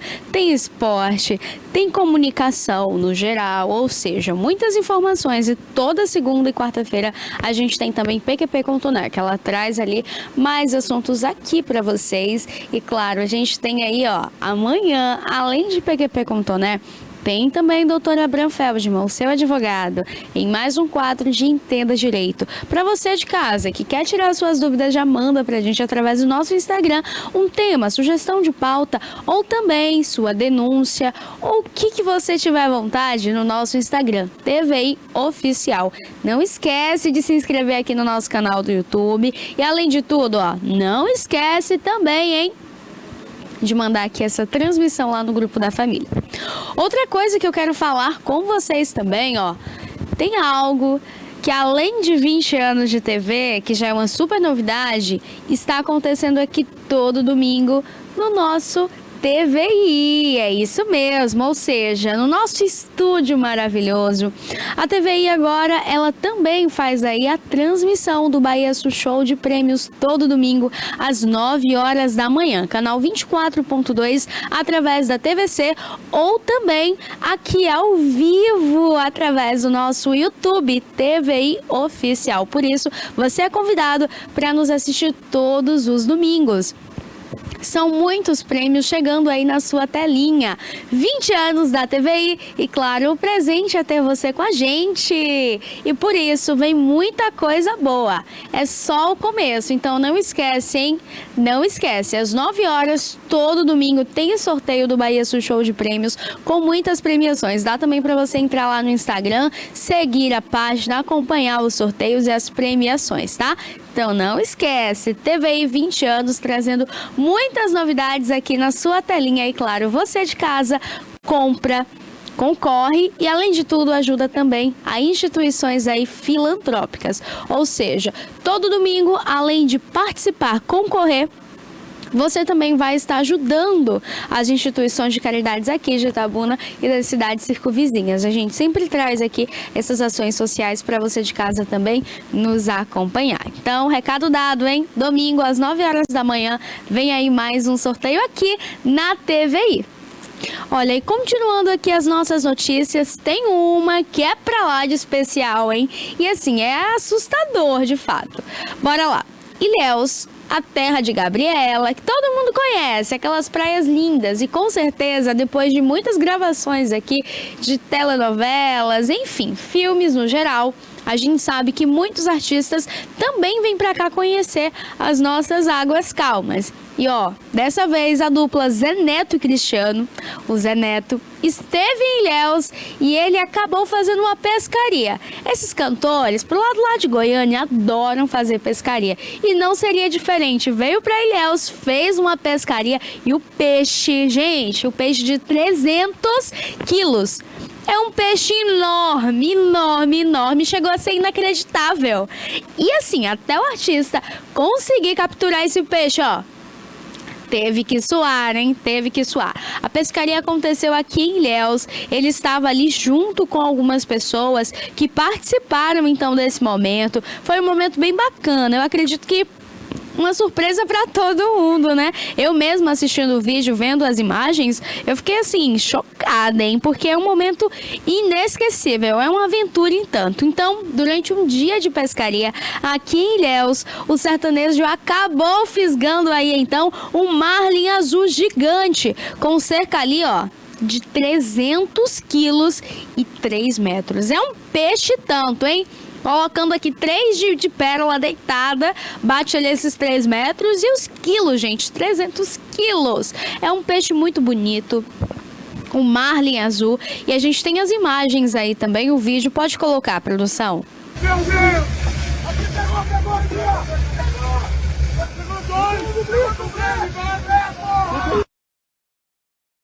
Ele começa ali então essa pescaria ao lado dos amigos, todo mundo super animado. Já viu o marlin ali pulando. Olha só a imagem do peixe aí tentando. Gente, é muito engraçado esses momentos de pescarias assim, porque é de fato uma aventura para quem faz essas pescarias, né? Para quem gosta. A gente tem o Leonardo também, que é assim, divertidíssimo. Ele adora ir ao Pantanal, fazer ali as pescarias deles. Então, assim, esses artistas já gostam. E dessa vez aconteceu aqui em Ilhéus. Ilhéus também, que é palco ali para grandes pescarias. A gente sabe que muitas pessoas acabam pescando ali o cação, né, que é aquele tubarão pequeno e que é super gostoso, além de ter também aqui os nossos pescadores nativos que trabalham, vivem da pesca, mantêm ali a família com a pesca. Então sim, deve ser valorizado e respeitado. E claro, a gente precisa também respeitar a natureza. Existe o tempo adequado e correto para que a pescaria ela seja feita. E ó, olha o tamanho desse bichão, hein? Olha o tamanho. E o cantor ali super animado falando. Abre o áudio, Cássio. Pode abrir, produção. Sem palavras, cara. Não existe no mundo outro igual. Um negócio que nós nunca pensou ter isso na nossa vida. Dinossauro, eu, um pescador de Tucunaré, com meus irmãos aqui, olha isso aqui. Você tá louco, cara. Obrigado, Fernandinho. Obrigado. Vamos liberar. Bora. Vai com Deus, vamos que não deu. Meu Deus! Aqui pegou aqui, ó! Olha, então foi ali super animado esse dia de pescaria aqui em Ilhéus. E que surpresa, hein? Que surpresa! Aqui, ó, ele põe a mão na cabeça, fica ali.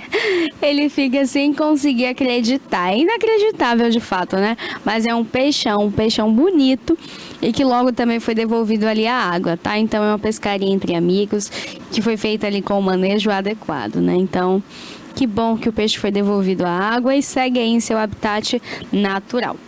Mas a gente volta aqui a falar então sobre a nossa programação. Por quê? Porque outubro, ó, já tá quase acabando, quase se despedindo. E quem vem por aí é o Enem.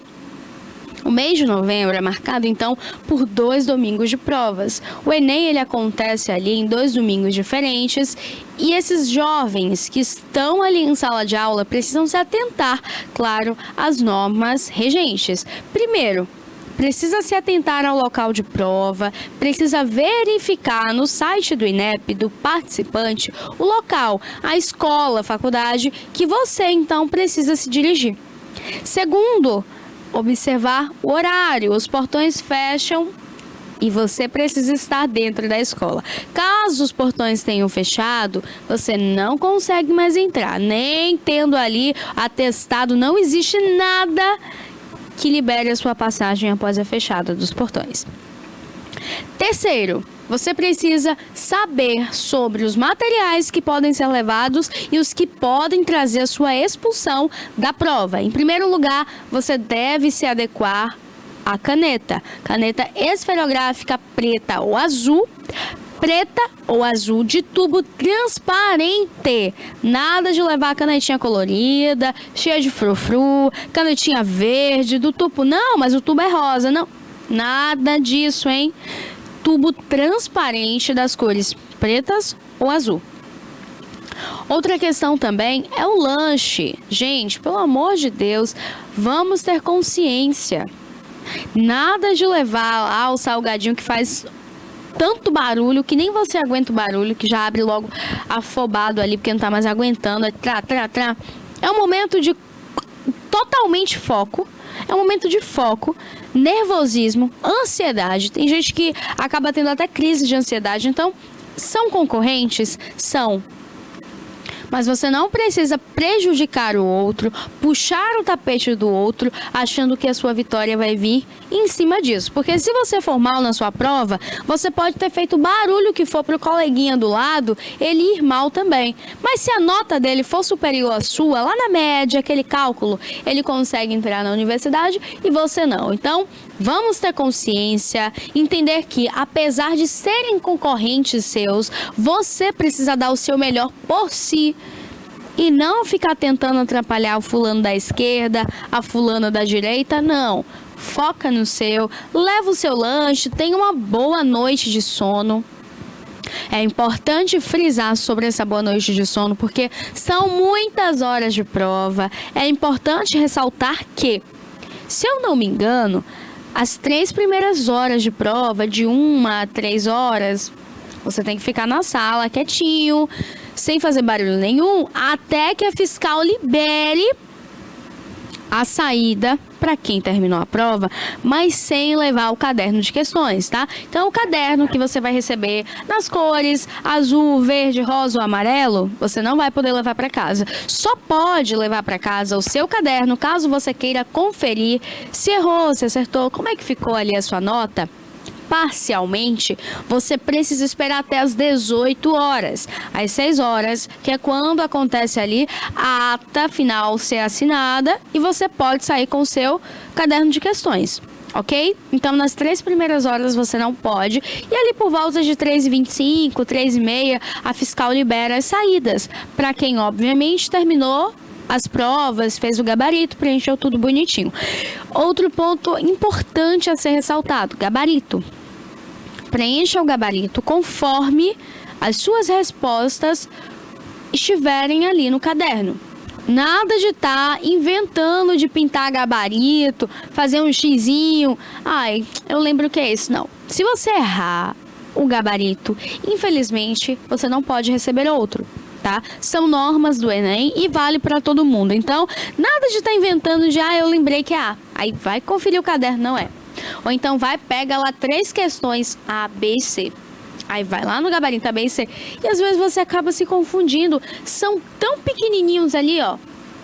Aqueles espaços para você marcar as alternativas que, meu amor, se você erra, se você fecha os olhos por um segundo, infelizmente aquela questão pode ser anulada ou até mesmo o gabarito completo pode ser anulado. Então, vamos prestar bastante atenção na cor também do seu gabarito, porque você precisa preencher a cor do seu gabarito. A frase que vem ali no seu caderno de questões, você precisa transcrever para o caderno ali de respostas, que é o gabarito. Então, ó, gente, primeira coisa, entrou na sala, desliga o celular, tira alarme, pelo amor de Deus, desativa o alarme.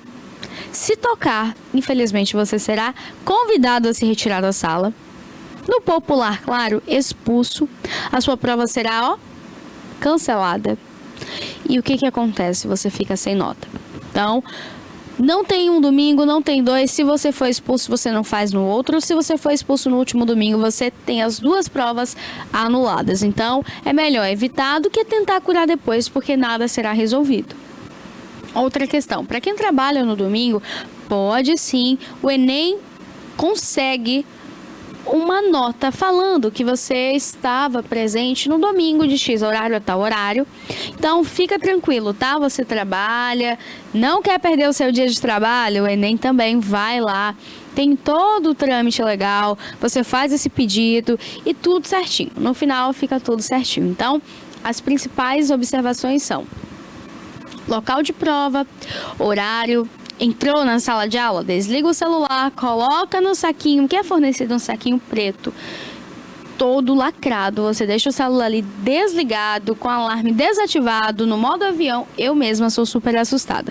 Na época de Enem, tirava alarme, silenciava o WhatsApp, silenciava o Instagram, tudo que é rede social que faz barulho, tira as notificações, põe no modo avião e desliga. Pérola, para que isso tudo? Para evitar, né? Vai saber. Ainda mandava nos grupos que eu sabia que sempre chegava mensagem: ó, gente, vou fazer Enem, não manda mensagem, pelo amor de Deus. Pra minha mãe, que me liga bastante, pra minhas amigas mais próximas, gente, vou fazer Enem, não me liga. Já para evitar, vai que esse celular dê um bug e toque na sala de aula. E aí, o que acontece? A gente fica sem nota e é convidado a se retirar da sala. Então, prestar bastante atenção aí também nas cores da caneta. Azul ou preta, testar a caneta, porque não vai ter ninguém para te emprestar. Não é permitido que o coleguinha dê lanche, dê água ou a caneta. Banheiro, pode, gente, que ninguém vai ficar 6 horas sentado numa sala de aula sem fazer um xixi, né? Então, assim, pode sim ir ao banheiro, mas vai ter um fiscal que vai te acompanhar, fazer tudo certinho ali para que ocorra tudo bem.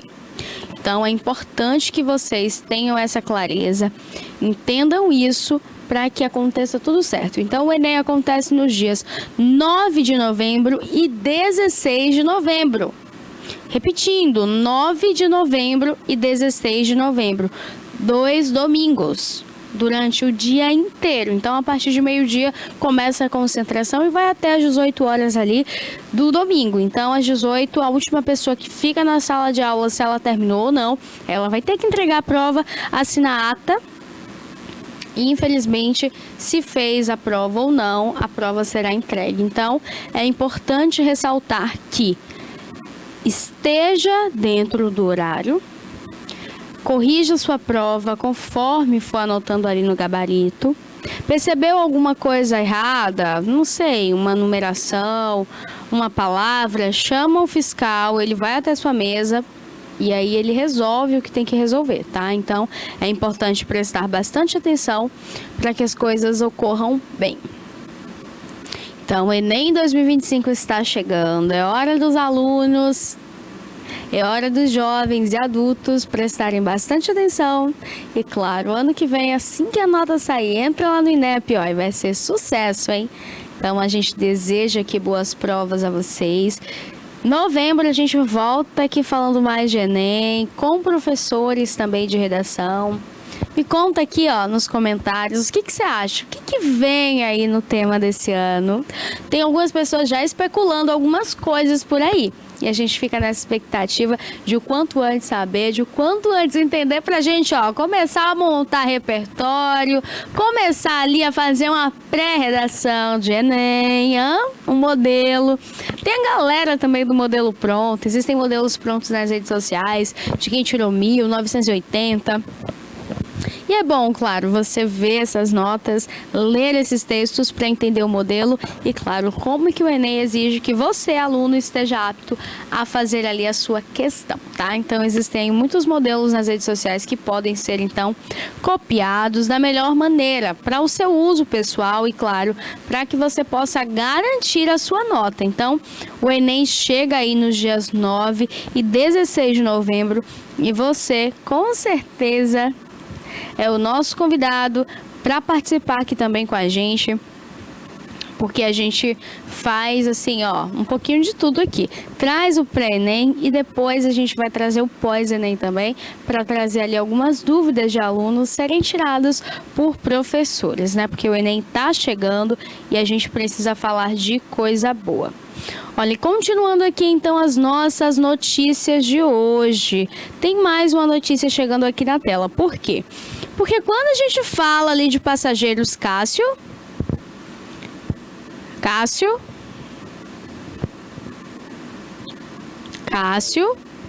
pronto, era só para saber se vocês estavam me ouvindo.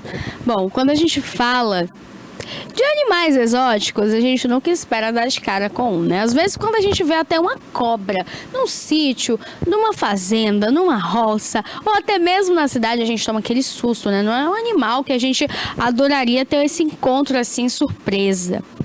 E ó, em Santo Estevão, aqui na Bahia, aconteceu uma visita inesperada. Um jacaré foi flagrado aí, então, dando uma voltinha pelas ruas de Santo Estevão. O que acontece é que era uma área situada ali a 41 quilômetros de Feira de Santana, no interior da Bahia. O registro foi feito ali por moradores do local e foi postado nas redes sociais, e as pessoas começaram a comentar, né, do quão surpresas ficaram, porque essas coisas, gente, só acontecem na Bahia mesmo. A Bahia, assim, é surpreendente, né, tem um pouquinho de tudo. Nas imagens, o réptil aparece ali passeando, então, subindo a rua Joalbo Figueiredo, que fica localizado nas proximidades da Delegacia Territorial, na região central do município. E segundo ali os relatos dos moradores, o animal chegou então a se aproximar de algumas residências, mas não houve nenhuma ocorrência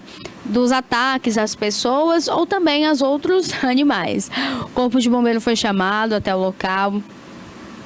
A Secretaria de Obras e Serviços Públicos e Meio Ambiente informou que o aparecimento do jacaré pode estar relacionado ao período reprodutivo da espécie, que começa agora em outubro.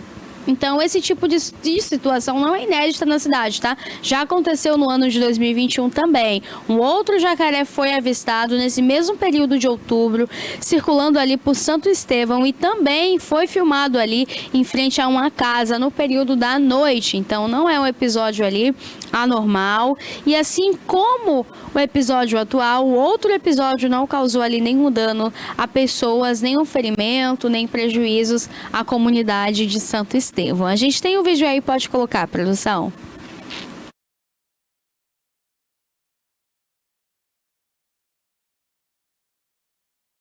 Ó, imagina de noite, você abre a porta de casa e dá de cara com esse querido, com esse queridão, hein? Ó, é um susto. Olha o tamanho desse réptil, gente. Olha o tamanho. Misericórdia. Eu acho que eu corria 3 dias e 3 noites seguidas. Ele resolveu dar uma voltinha. E como a gente falou, não foi um acontecimento anormal da cidade. Por que não anormal? Porque no ano de 2021 também aconteceu esse mesmo episódio, tá? Um réptil também acabou aparecendo aí em Santo Estevão, aqui na Bahia, a 20 quilômetros de Feira de Santana. E ó, esse é um período de reprodução. Então, as cidades que já têm jacaré acabam entrando ali nesse processo, nessa fase reprodutiva. Então, acontece que essas pessoas precisam, então, agora entenderem, né, que tem que ficar em casa guardadinho. Avistou esse animalzinho, ligar para a Secretaria de Defesa, ligar para os órgãos competentes, Corpo de Bombeiro. A gente sabe que a Secretaria de Meio Ambiente em todos os municípios tem, né, os serviços ali prestados à comunidade. Então, liga, identifica rua, bairro e pronto. O mais rápido possível precisa chegar no local. E assim, ó, ainda bem que não teve nenhum ferimento, não causou prejuízo a ninguém, não teve vítimas. Ele só estava realmente passeando ali pelas ruas da casa. Ele para até em frente a uma casa. Agora imagina que susto, menina. Você tá abrindo a porta de casa, dá de cara com esse bonitão aí passeando pelas ruas. E a gente fica feliz também, porque além de não ter tido nenhum prejuízo, ferimento, vítimas, o animalzinho também não foi ali machucado. Porque sempre tem gente, né? Sempre tem gente que quer dar um de valentão e acaba ali machucando também os animaizinhos. Acaba atirando e fazendo ali maldades com eles. Porque assim, gente, esses animais eles atacam. Obviamente eles são bem agressivos, né? Mas é do instinto animal. Então a gente se protege de cá e deixa ele lá. Não adianta também você querer ir pra cima, querer enfrentar. Porque, ó, aqui entre nós, não vai aguentar. Isso aí tem uma força, isso tem uma força, é tanto dente nessa boca que ser humano nenhum aguenta. Outra notícia também que a gente tem aqui pra você hoje é que após 45 anos, o assassino de John Lennon acabou confessando o crime. É isso mesmo, o assassino de John Lennon, o Mark David Chapman, voltou a falar então sobre o crime após 45 anos. Durante uma nova audiência do Comitê de Liberdade Condicional, o homem que permaneceu preso comentou sobre a motivação do crime, onde matou o cantor a tiros, em 8 de dezembro de 1980. Atualmente com 70 anos e detido então na penitenciária Greenhaven, no comando de Dutchester, ele concedeu uma entrevista e falou que isso foi por mim, e somente por mim, infelizmente. E teve tudo a ver com a popularidade dele. Meu crime foi completamente egoísta. Durante a audiência, ele também pediu desculpas por causar uma devastação aos fãs e amigos da lenda do rock. Mas o comitê considerou suas palavras pouco convincentes. Condenado por assassinato em segundo grau pela morte de John Lennon, ele acabou recebendo ali então a prisão perpétua, com possibilidade também da liberdade condicional após 20 anos e segue detido até hoje. Pode abrir a imagem, Cássio, do John Lennon, pode abrir a notícia, e eu quero que você traga aqui outras imagens também do cantor, porque ele foi muito querido. Tinha muitos fãs e deixou muita saudade para muitas pessoas. E o que acontece? As pessoas então comentavam muito desse assassino do John Lennon. As pessoas queriam saber e entender. O Beatle foi morto aí a 4 tiros por um fã obcecado. O crime, gente, ocorreu no 8 de dezembro de 1980 em Nova York. Aconteceu aí em frente ao edifício Dakota, onde o John Lennon morava com a esposa e também com o seu filho. O assassino, ele acabou revelando aí que sentia muita raiva por Lennon pedir que o público imaginasse que na canção ele vivia uma vida milionária. Então ele disse que quando John Lennon fez uma música e falava sobre essa vida milionária que ele vivia, e ele começou a sentir uma raiva, ele não conseguia controlar, e que ele era muito popular, que as pessoas não entendiam ali quem era John Lennon e tudo mais. Então ele começou a sentir essa raiva, nutrir essa raiva. E ele diz que ele se projetava, então, como protagonista daquilo tudo e que, por isso, ele resolveu, então, dar um fim ao que acontecia, essa raiva dele. Então, ele diz que ele se sentia uma pessoa pura no meio de tanta gente falsa e que o John Lennon se encaixava nisso. Ele acabou sendo condenado ali à prisão perpétua, como a gente falou, mas ele recebeu ali a possibilidade de uma condicional após aí 20 anos. Então, desde os anos 2000, ele já pediu a liberdade 7 vezes. É preciso esperar 2 anos entre cada pedido, mas até o momento ele permanece então ali nas grades, permanece preso. Bom, foi por volta ali das 11 horas da manhã que aconteceu esse episódio. Ele já havia tentado ataque também ao John Lennon 2 dias antes do assassinato. Então, o que acontece? É que ele montou uma vigília na calçada do apartamento em que o John Lennon morava. No caso, ele ficou no Dakota, ele ficou ali, ó, escoltando, analisando. E depois que à tarde, o John Lennon e a esposa fazem ali um passeio, fazem um ensaio também, realizaram ali uma entrevista, eles acompanhados ali do filho, entram então para casa. E é o momento que ele aborda a vítima, pede um autógrafo. A cena inclusive chegou a ser ali repercutida por muitos anos. Às 22h50, o casal retorna a casa. Lennon desce da limusine, depois a Yoko, que estava a alguns passos atrás dela. E assim, o Champman, ele vai e dispara com o revólver. Das 5 balas, 2 atingiram as costas do cantor e outras 2 o ombro esquerdo. O Champman foi desarmado pelo porteiro do prédio, que observou toda aquela situação e interviu. A polícia chegou até o local e já encontrou ali o Lennon no braço da mulher dele, a Yoko. A aorta do cantor já havia sido ferida com um tiro que ele recebe nas costas, próximo ao ombro. E então ele acaba ali perdendo muito sangue. Champman, o assassino, ele não fugiu, aguardou os policiais sentados na calçada, lendo a cópia ali do Apanhador no Campo de Centeio.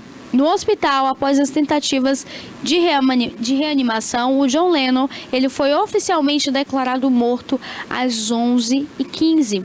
A Yoko pediu aos médicos que não divulgassem a notícia até que chegasse em casa. Ela temia que o filho, então, visse as notícias pelas televisões da época, pela mídia. E então não houve funeral do John Lennon e ele foi cremado 2 dias depois. E assim foi o que aconteceu. E agora, nessa última audiência, nesse ano de 2025, com 70 anos, o Chapman fala, então, que ele matou ali por um motivo egoísta. Então, agora, pela primeira vez, ele confessa o crime ali e falou que sentia muita raiva. Ele confessou o motivo real do crime. Então, assim, a gente nunca vai saber de fato, porque quem cometeu o crime é quem deve saber. Se ele sempre inventa historinhas de egoísmo, de raiva, disso, daquilo, a população precisa entender. Então, a gente ouve, finge que acredita, ele segue ali dentro das grades, até porque as autoridades policiais também não acreditam nisso, os investigadores, promotores e o juiz do caso também não. Então, por isso que a condicional ainda não foi dada a ele ainda mente muito sobre o caso. E o que mais impressiona nisso tudo é que, além dele ter montado essa vigília já há 2 dias, tentado um ataque que não foi ali com sucesso, ele permanece 2 dias nesse prédio da Cota, fica observando os passos do John Lennon, da Yoko, que é a esposa, do Sam, que é o filho. Então ele observa ali todos esses dias a ida e vinda deles 3. E o que acontece? Além dele observar tudo isso, quando John Lennon chega nesse último dia na porta de casa, desce da limusine e ele dispara contra o mesmo. É o porteiro quem chega e intercede ali, então, que esse último tiro, o 5º tiro, atingisse o cantor. E ele não correu do local, ele fica sentado esperando os policiais chegarem. Foi conduzido à delegacia sem fazer ali nenhum alarde, sem demonstrar ali que não queria ir, sem fazer de fato ali nenhuma referência a que aconteceu e eu vou correr. Não, de fato, ele ficou no local e se entregou para a polícia, né? A polícia chegou e ele estava sentado, levantou, entrou na viatura sem nenhuma resistência. Então, aconteceu agora aí esse episódio dele confessar esse real motivo do crime, acreditando então na possibilidade da condicional sair. Como a gente falou, ele já fez ali, né, alguns pedidos dessa condicional, tá? Então, demora cerca de 2 anos até que essa condicional saia. Então, a cada pedido são 2 anos, é negado. 2 anos foi negado. Então a gente já está em 2025. Ele já tem 70 anos, foi condenado aí a essa prisão perpétua. E depois de 20 anos ele poderia ter essa liberdade permitida. Então até o momento não teve. Eu acredito que não vai ter também, né? Uma pessoa como essa e que ainda segue mentindo ali para a justiça, é muito difícil de acreditar que ele vai para as ruas, que ele vai voltar para as ruas e que não vai fazer nada de ruim, né? Pelo contrário, não é porque ele está com 70 anos hoje, arrependido do que ele fez, que muda o que ele fez lá no passado, ou que o que ele está falando hoje seja verdade. Mas ó, a gente tem uma outra imagem aqui para vocês, falando aí sobre um caso muito triste também, porque um avião cargueiro acabou derrapando na pista e caiu no mar e deixou 2 pessoas mortas após um pouso em Hong Kong. Esse episódio aí aconteceu no Aeroporto Internacional de Hong Kong. 2 trabalhadores que faziam então ali a patrulha de segurança no aeroporto acabaram não resistindo aos ferimentos e morrendo. Era um avião cargueiro que acabou derrapando. O carro da patrulha absolutamente não entrou na pista. Foi o avião que saiu da pista e colidiu com o carro de patrulha do lado de fora do cercado. Afirmou então o Steven Yu, diretor executivo de operações portuárias do aeroporto, numa entrevista coletiva. Olha, uma tristeza de fato. Então ele fala que não foi o carro que colidiu, não foi o carro que entrou na pista, o carro da patrulha não invadiu, que foi o avião que derrapou e acabou invadindo o local que estava esse carro e esses 2 funcionários do aeroporto. O voo tinha partido de Dubai, nos Emirados Árabes, e chegou então a Hong Kong por volta ali das 3h50 no avião Boeing 747. Olha as imagens aí. Deixou então 2 funcionários feridos e que não resistiram aos ferimentos e acabaram morrendo.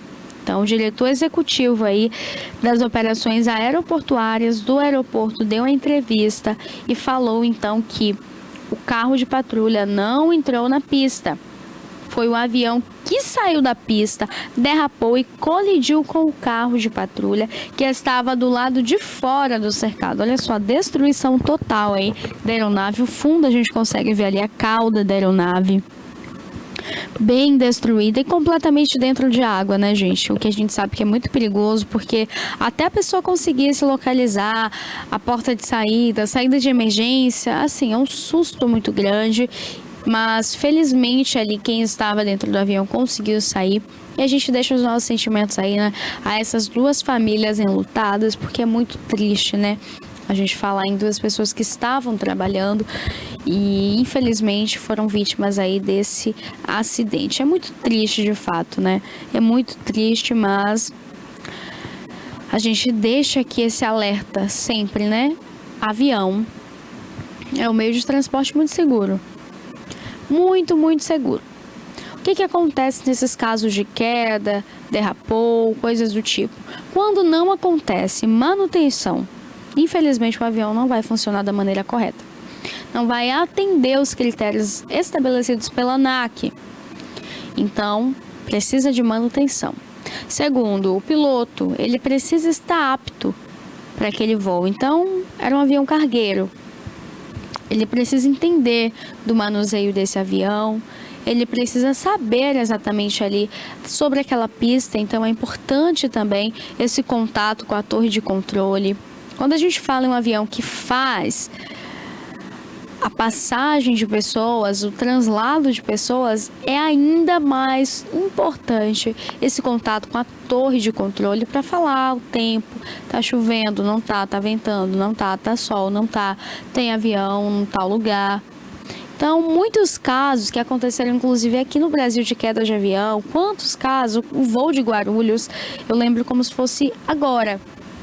As imagens, aquelas pessoas ali naquele local, o avião já tinha apresentado uma falha. Recentemente aconteceu de uma empresa, a Voipaz. A gente sabe que muitas vidas foram ceifadas, cerca de 67 pessoas morreram naquele acidente.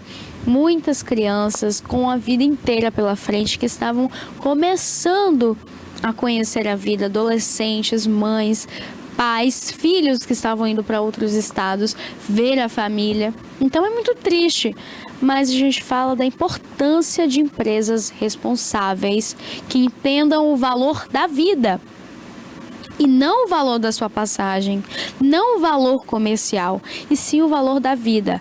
Essas pessoas, elas são vidas e não cifrões, ó. O cifrão, a notinha de dinheiro, a cédula, então. Algumas empresas ainda enxergam dessas formas e por isso continuam desse jeito. Quais são as formas, Pérola? Enxerga que aquela vida nem vai nem vem, sabe? Não é familiar, não é ele, então, ó. O avião tá apresentando defeito? Deixa. Tá apresentando falha? Deixa. Combustível tá baixo? Deixa. A pista tá molhada? Deixa. Então, acontece dessa forma, infelizmente, em muitos casos. Então, assim, serve de aprendizado e que sirva para muitas outras empresas aéreas aqui do Brasil também, tá? Então fica esse alerta para você de casa e é importante a gente saber em qual empresa a gente está depositando as nossas vidas, é muito importante. Então, foi uma tragédia de fato que aconteceu nesse voo de Hong Kong, no aeroporto internacional, com esse avião cargueiro. Mas já estamos chegando ao fim do programa de hoje. Já quero me despedir aqui de vocês e deixar um muito, muito obrigado pelo carinho de hoje, pela audiência de hoje. Te falar o seguinte, ó. Não esquece de se inscrever aqui no nosso canal. Não esquece de mandar essa transmissão ao vivo lá no grupo da família, ativar as notificações. Amanhã a gente volta ao vivo a partir das 10 horas pelo canal 24.2, através da TVC, a TV a cabo em todo o Sul e Extremo Sul. E você também que nos acompanha aqui do YouTube, muito obrigado por sua audiência. Fique com Deus, uma boa terça-feira. Amanhã a gente se encontra com muitas notícias. E tem alguma sugestão de pauta? Entra aqui no TV Play. Manda pra mim também, Pérola Cordeiro. Pérola, tem uma denúncia? Pode mandar pra mim. Pérola, aconteceu isso aqui na minha rua. Manda pra gente também. E agora vem aí Alerta Cidade, muitas notícias do Sul e Extremo Sul baiano, notícias do Brasil, e tudo isso você acompanha aqui na telinha da TVI. Beijo carinhoso, fiquem com Deus, tchau, tchau!